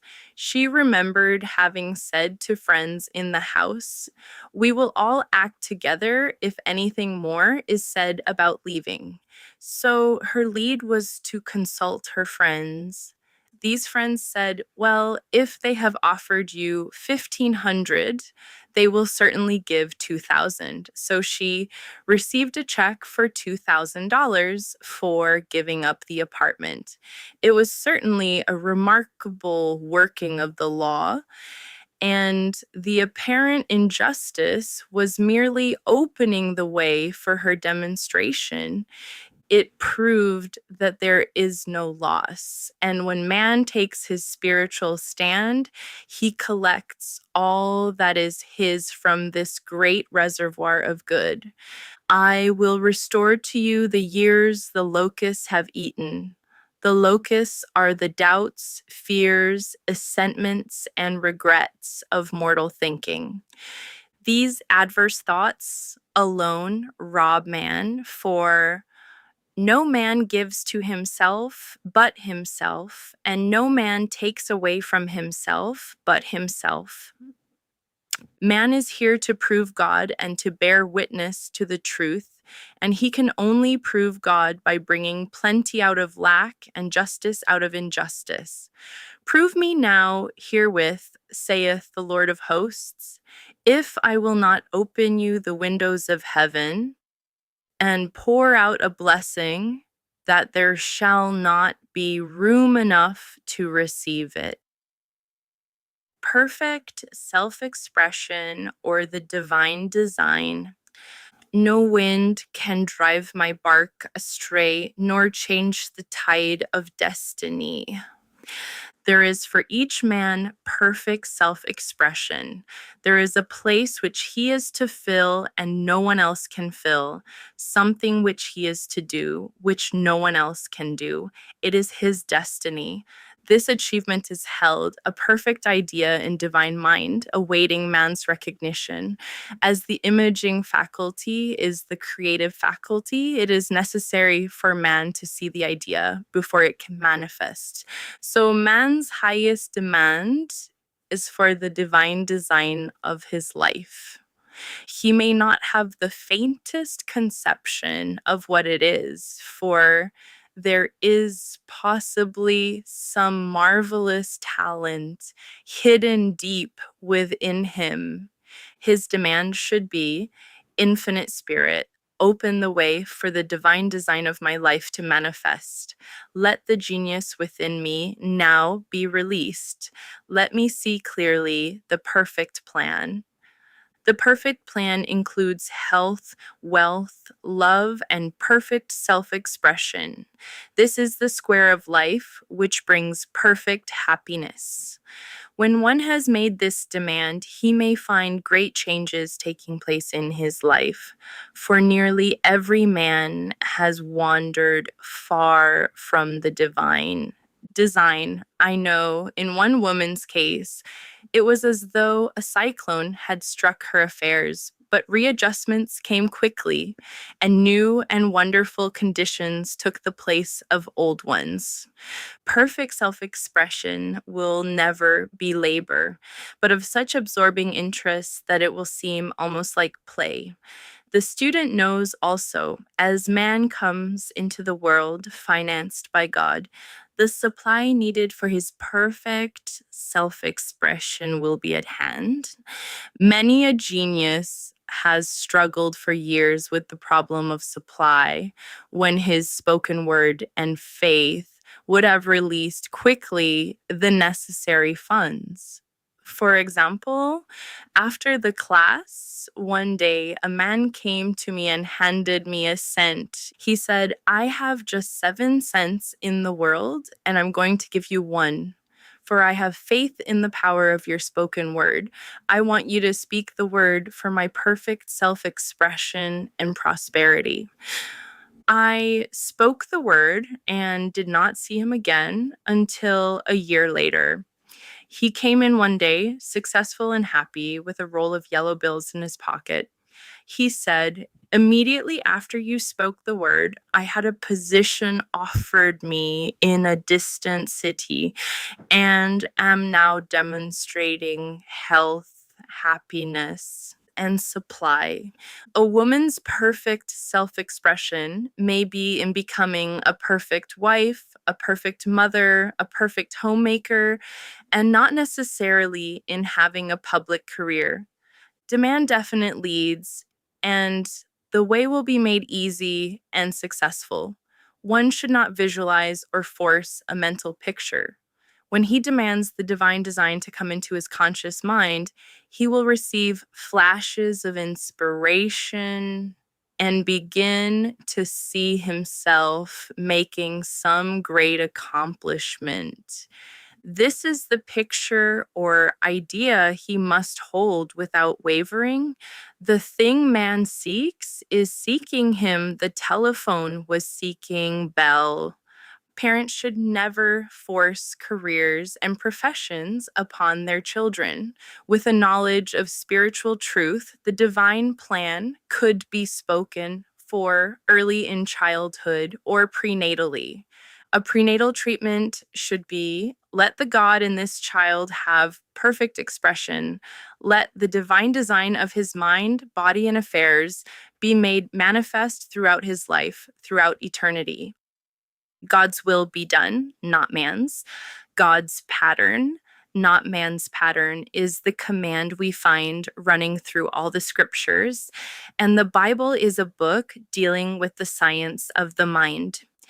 It is a book telling man how to release his soul or subconscious mind from bondage. The battles described are pictures of man waging war against mortal thoughts. A man's foes shall be they of his own household.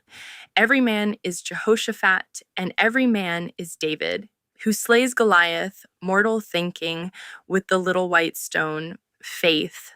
So man must be careful that he is not the wicked and slothful servant who buried his talent. There is a terrible penalty to be paid for not using one's ability. Often, fear stands between man and his perfect self expression. Stage fright has hampered many a genius. This may be overcome by the spoken word or treatment. The individual then loses all self consciousness and feels simply that he's a channel for infinite intelligence to express itself through. He is under direct inspiration, fearless and confident, for he feels that it is the Father within him who does the work. A young boy came often to my class with his mother. He asked me to speak the word for his coming examinations at school. I told him to make this statement: I am one with infinite intelligence. I know everything I should know on this subject. He had an excellent knowledge of history, but was not sure of his arithmetic. I saw him afterwards, and he said, I spoke the word for my arithmetic and passed with the highest honors, but thought I could depend on myself for history and got a very poor mark. Man often receives a setback when he is too sure of himself, which means he is trusting to his personality and not the Father within. Another one of my students gave me an example of this. She took an extended trip abroad one summer, visiting many countries where she was ignorant of the languages. She was calling for guidance and protection every minute, and her affairs went smoothly and miraculously. Her luggage was never delayed nor lost. Accommodations were always ready for her at the best hotels, and she had perfect service wherever she went. She returned to New York. Knowing the language, she felt God was no longer necessary, so looked after her affairs in an ordinary manner. Everything went wrong, her trunks delayed amid inharmony and confusion. The student must form the habit of practicing the presence of God every minute. In all thy ways, acknowledge him. Nothing is too small or too great. Sometimes an insignificant incident may be the turning point in a man's life. Robert Fulton, watching some boiling water simmering in a tea kettle, saw a steamboat. I have seen a student often keep back his demonstration through resistance or pointing the way. He pins his faith to one channel only and dictates just the way he desires the manifestation to come, which brings things to a standstill. My way, not your way, is the command of infinite intelligence. Like all power, be it steam or electricity, it must have a non resistant engine or instrument to work through, and man is that engine or instrument. Over and over again, man is told to stand still. O Judah, fear not, but tomorrow go out against them, for the Lord will be with you. You shall not need to fight this battle. Set yourselves, stand ye still, and see the salvation of the Lord with you. We see this in the incident of the $2,000 coming to the woman through the landlord when she became non resistant and undisturbed, and the woman won the man's love after all suffering had ceased. The student's goal is poise. Poise is power, for it gives God power a chance to rush through man, to will and to do its good pleasure. Poised, he thinks clearly and makes right decisions quickly. He never misses a trick. Anger blurs the visions, poisons the blood, is the root of many diseases, and causes wrong decision leading to failure. It has been named one of the worst sins as its reaction is so harmful. The student learns that in metaphysics, sin has a much broader meaning than in the old teaching. Whatsoever is not of faith is sin. He finds that fear and worry are deadly sins. They are. Inverted faith and through distorted mental pictures bring to pass the thing he fears. His work is to drive out these enemies from the subconscious mind. When man is fearless, he is finished, Maeterlinck says, that man is God afraid. So, as we read in the previous chapters, man can only vanquish fear by walking up to the thing he is afraid of. When Jehoshaphat and his army prepared to meet the enemy, singing, "Praise the Lord, for his mercy endureth forever," they found their enemies had destroyed each other and there was nothing to fight. For example, a woman asked a friend to deliver a message to another friend. The woman feared to give the message as the reasoning mind said, "Don't get mixed up in this affair. Don't give that message." She was troubled in spirit, for she had given her promise. At last, she determined to walk up to the lion and call on the law of divine protection. She met the friend to whom she was to deliver the message. She opened her mouth to speak it when her friend said, "So and so has left town." This made it unnecessary to give the message as the situation depended upon the person being in town. As she was willing to do it, she was not obliged to. As she did not fear, the situation vanished. The student often delays his demonstration through a belief in incompletion. He should make this statement: in divine mind, there is only completion. Therefore, my demonstration is completed. My perfect work, my perfect home, my perfect health. Whatever he demands are perfect ideas registered in divine mind and must manifest under grace in a perfect way. He gives thanks he has already received on the invisible and makes active preparation for receiving on the visible. One of my students was in need of a financial demonstration. She came to me and asked why it was not completed. I replied, "Perhaps you are in the habit of leaving things unfinished, and the subconscious has gotten into the habit of not completing, as the without, so the within." She said, "You are right. I often begin things and never finish them. I'll go home and finish something I commenced weeks ago, and I know it will be symbolic of my demonstration."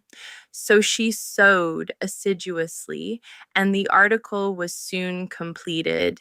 Shortly after, the money came in a most curious manner. Her husband was paid his salary twice that month. He told the people of their mistake, and they sent word to keep it. When man asks, believing, he must receive, for God creates his own channels. I have been sometimes asked, suppose one has several talents, how is he to know which one to choose? Demand to be shown, definitely. Say, Infinite Spirit, give me a definite lead. Reveal to me my perfect self expression. Show me which talent I am to make use of now. I have known people to suddenly enter a new line of work and be fully equipped with little or no training. So make the statement, "I am fully equipped for the divine plan of my life," and be fearless in grasping opportunities. Some people are cheerful givers, but bad receivers. They refuse gifts through pride or some negative reason, thereby blocking their channels, and invariably find themselves eventually with little or nothing. For example, a woman who had given away a great deal of money had a gift offered her of several $1,000s. She refused to take it, saying she did not need it. Shortly after that, her finances were tied up and she found herself in debt for that amount. Man should receive gracefully the bread returning to him upon the water. Freely ye have given, freely ye shall receive. There is always the perfect balance of giving and receiving, and though man should give without thinking of returns, he violates law if he does not accept the returns which come to him, for all gifts are from God, man being merely the channel. A thought of lack should never be held over the giver. For example, when the man gave me the 1 cent, I did not say, "Poor man, he cannot afford to give me that." I saw him rich and prosperous with his supply pouring in. Was this thought which brought it? If one has been a bad receiver, he must become a good one and take even a postage stamp if it is given him, and open up his channels for receiving. The Lord loveth a cheerful receiver as well as a cheerful giver. I have often been asked why one man is born rich and healthy and another poor and sick. Where there is an effect, there is always a cause. There is no such thing as chance. This question is answered through the law of reincarnation. Man goes through many births and deaths until he knows the truth, which sets him free. He is drawn back to the earth plane through unsatisfied desire to pay his karmic debts or to fulfill his destiny. The man born rich and healthy has had pictures in his subconscious mind in his past life of health and riches, and the poor and sick man of disease and poverty. Man manifests on any plane the sum total of his subconscious beliefs. However, birth and death are man made laws, for the wages of sin is death, the Adamic fall in consciousness through the belief in two powers. The real man, spiritual man, is birthless and deathless. He never was born and has never died. As he was in the beginning, he is now and ever shall be. So, through the truth, man is set free from the law of karma, sin, and death, and manifests the man made in his image and likeness. Man's freedom comes through fulfilling his destiny, bringing into manifestation the divine design of his life. His Lord will say unto him, "Well done, thou good and faithful servant. Thou hast been faithful over a few things. I will make thee ruler over many things, death itself. Enter thou into in the joy of thy Lord eternal life." Denials and affirmations. Thou shalt also decree a thing, and it shall be established unto thee. All the good that is to be made manifest in man's life is already an accomplished fact in divine mind and is released through man's recognition or spoken word. So he must be careful to decree that only the divine idea be made manifest. For often he decrees through his idle words failure or misfortune. It is therefore of the utmost importance to word one's demands correctly, as stated in a previous chapter. If one desires a home, friend, position, or any other good thing, make the demand for the divine selection. For example, infinite spirit, open the way for my right home, my right friend, my right position. I give thanks it now manifests under grace in a perfect way. The latter part of the statement is most important. For example, I knew a woman who demanded $1,000. Her daughter was injured and they received $1,000 indemnity, so it did not come in a perfect way. The demand should have been worded in this way: Infinite Spirit, I give thanks that the $1,000, which is mine by divine right, is now released and reaches me under grace in a perfect way. As one grows in a financial consciousness, he should demand that the enormous sums of money, which are his by divine right, reach him under grace in perfect ways. It is impossible for man to release more than he thinks is possible, for one is bound by the limited expectancies of the subconscious. He must enlarge his expectancies in order to receive in a larger way. Man so often limits himself in his demands. For example, a student made the demand for $600 by a certain date. He did receive it, but heard afterwards that he came very near receiving $1,000. But he was given just 600 as the result of his spoken word. They limited the Holy One of Israel. Wealth is a matter of consciousness. The French have a legend giving an example of this. A poor man was walking along a road when he met a traveler who stopped him and said, "My good friend, I see you are poor. Take this gold nugget, sell it, and you will be rich all your days." The man was overjoyed at his good fortune and took the nugget home. He immediately found work and became so prosperous that he did not sell the nugget. Years passed and he became a very rich man. One day he met a poor man on the road. He stopped him and said, "My good friend, I will give you this gold nugget, which, if you sell, will make you rich for life." The mendicant took the nugget, had it valued, and found it was only brass. So we see the first man became rich through feeling rich, thinking the nugget was gold. Every man has within himself a gold nugget. It is his consciousness of gold, of opulence, which brings riches into his life. In making his demands, man begins at his journey's end. That is, he declares he has already received.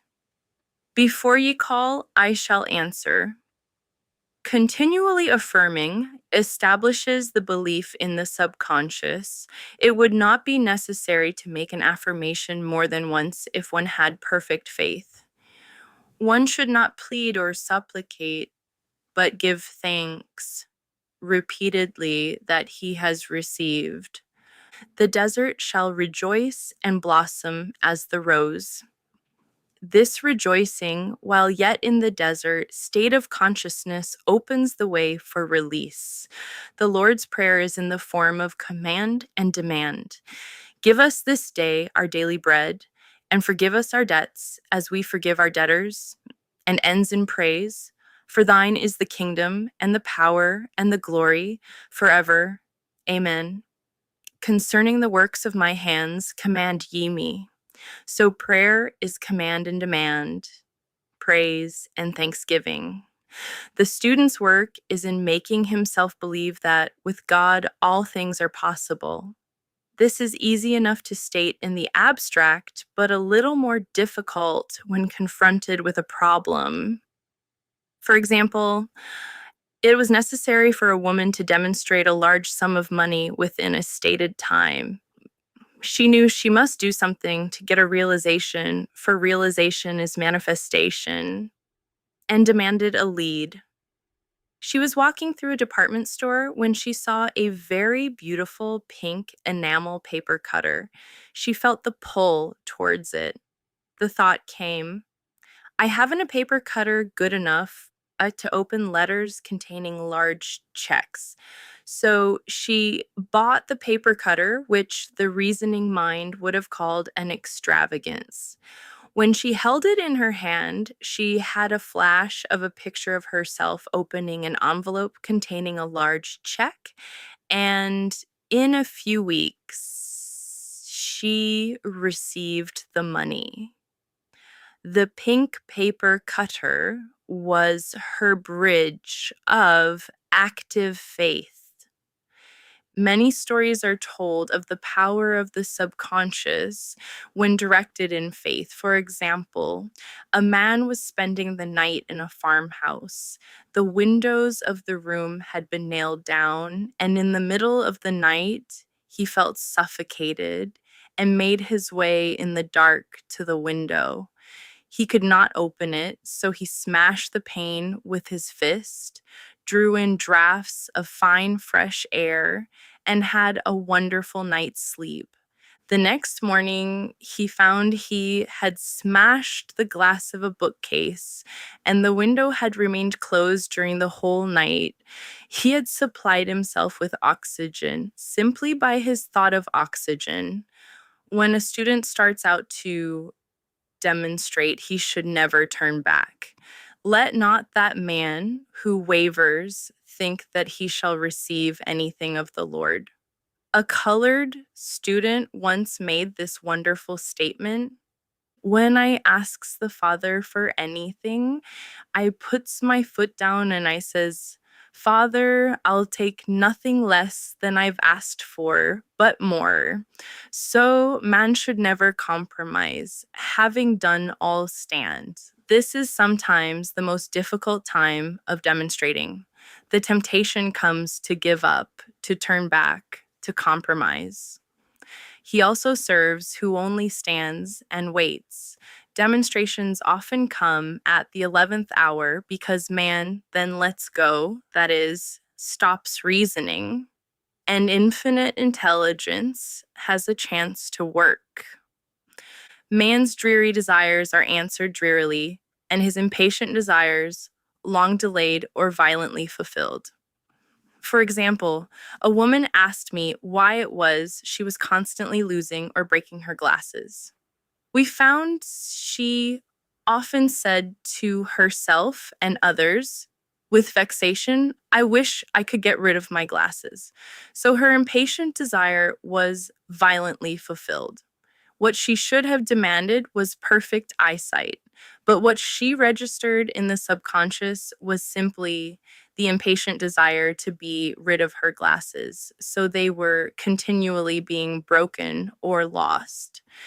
Two attitudes of mind cause loss. Depreciation, as in the case of the woman who did not appreciate her husband, or fear of loss, which makes a picture of loss in the subconscious. When a student is able to let go of his problem, cast his burden, he will have instantaneous manifestation. For example, a woman was out during a very stormy day and her umbrella was blown inside out. She was about to make a call on some people whom she had never met, and she did not wish to make her first appearance with a dilapidated umbrella. She could not throw it away as it did not belong to her. So, in desperation, she exclaimed, "Oh God, you take charge of this umbrella. I don't know what to do." A moment later, a voice behind her said, "Lady, do you want your umbrella mended?" There stood an umbrella mender. She replied, "Indeed, I do."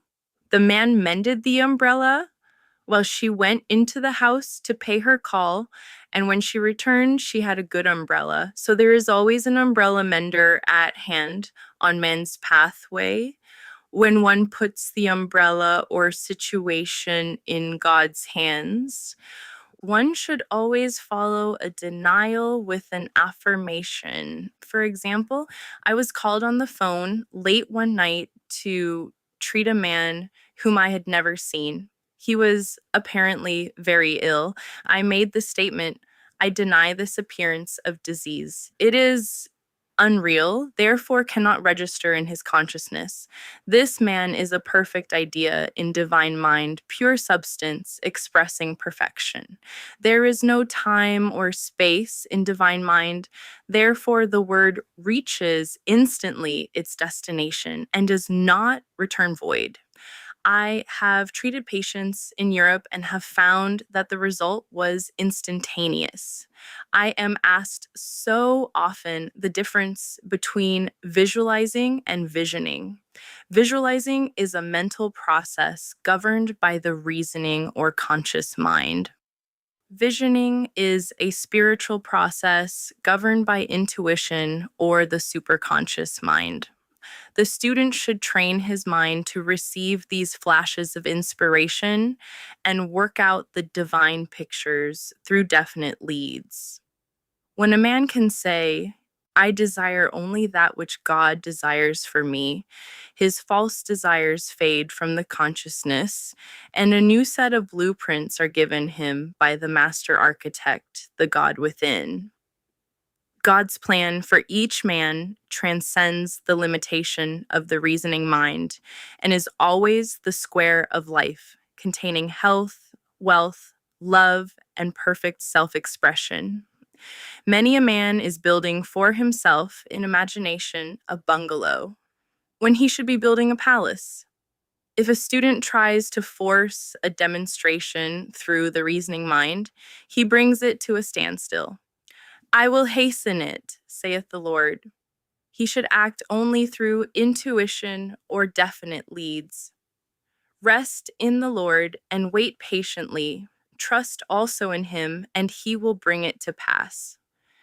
I have seen the law work in the most astonishing manner. For example, a student stated that it was necessary for her to have $100 by the following day. It was a debt of vital importance which had to be met. I spoke the word, declaring, Spirit was never too late and that the supply was at hand. That evening, she phoned me of the miracle. She said that the thought came to her to go to her safety deposit box at the bank to examine some papers. She looked over the papers, and at the bottom of the box was a new $100 bill. She was astounded and said she knew she had never put it there, for she had gone through the papers many times. It may have been a materialization as Jesus Christ materialized the loaves and fishes. Man will reach the stage where his word is made flesh or materialized instantly. The fields ripe with the harvest will manifest immediately, as in all of the miracles of Jesus Christ. There is a tremendous power alone in the name Jesus Christ. It stands for truth made manifest.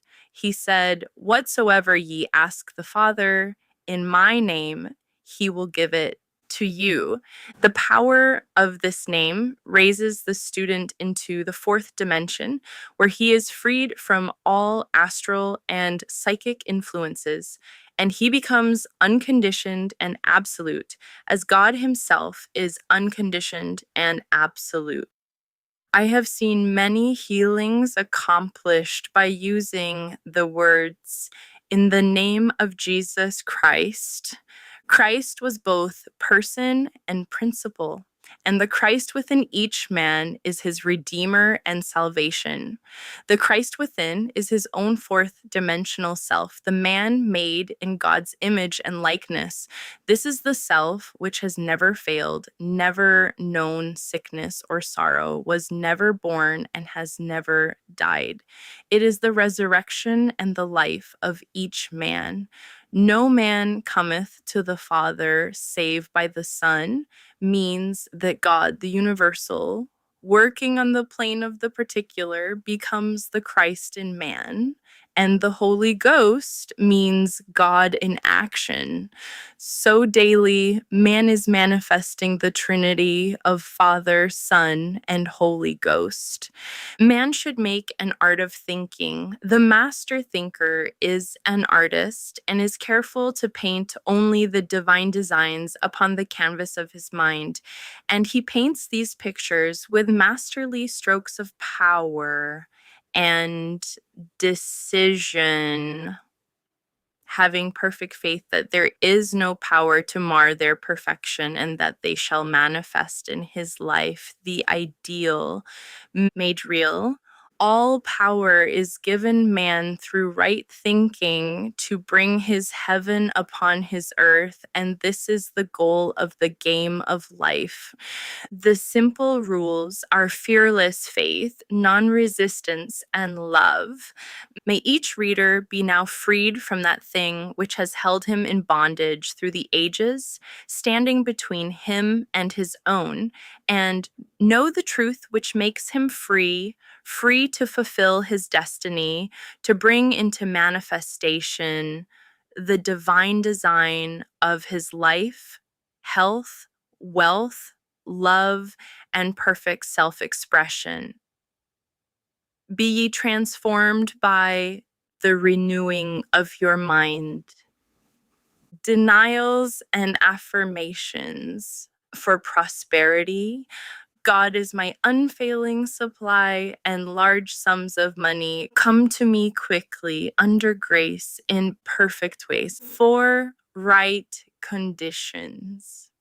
Every plan my Father in heaven has not planned shall be dissolved and dissipated, and the divine idea now comes to pass. For right conditions, only that which is true of God is true of me, for I and the Father are one. For faith, as I am one with God, I am one with my good, for God is both the giver and the gift. I cannot separate the giver from the gift. For right conditions, divine love now dissolves and dissipates every wrong condition in my mind, body, and affairs. Divine love is the most powerful chemical in the universe and dissolves everything which is not of itself. For health, divine love floods my consciousness with health, and every cell in my body is filled with light. My eyes are God's eyes. I see with the eyes of spirit. I see clearly the open way. There are no obstacles on my pathway. I see clearly the perfect plan. For guidance, I am divinely sensitive to my intuitive leads and give instant obedience to thy will. For the hearing, my ears are God's ears. I hear with the ears of spirit. I am non resistant and am willing to be led. I hear glad tidings of great joy for right work. I have a perfect work in a perfect way. I give perfect service for perfect pay, for freedom from all bondage. I cast this burden on the Christ within and I go free.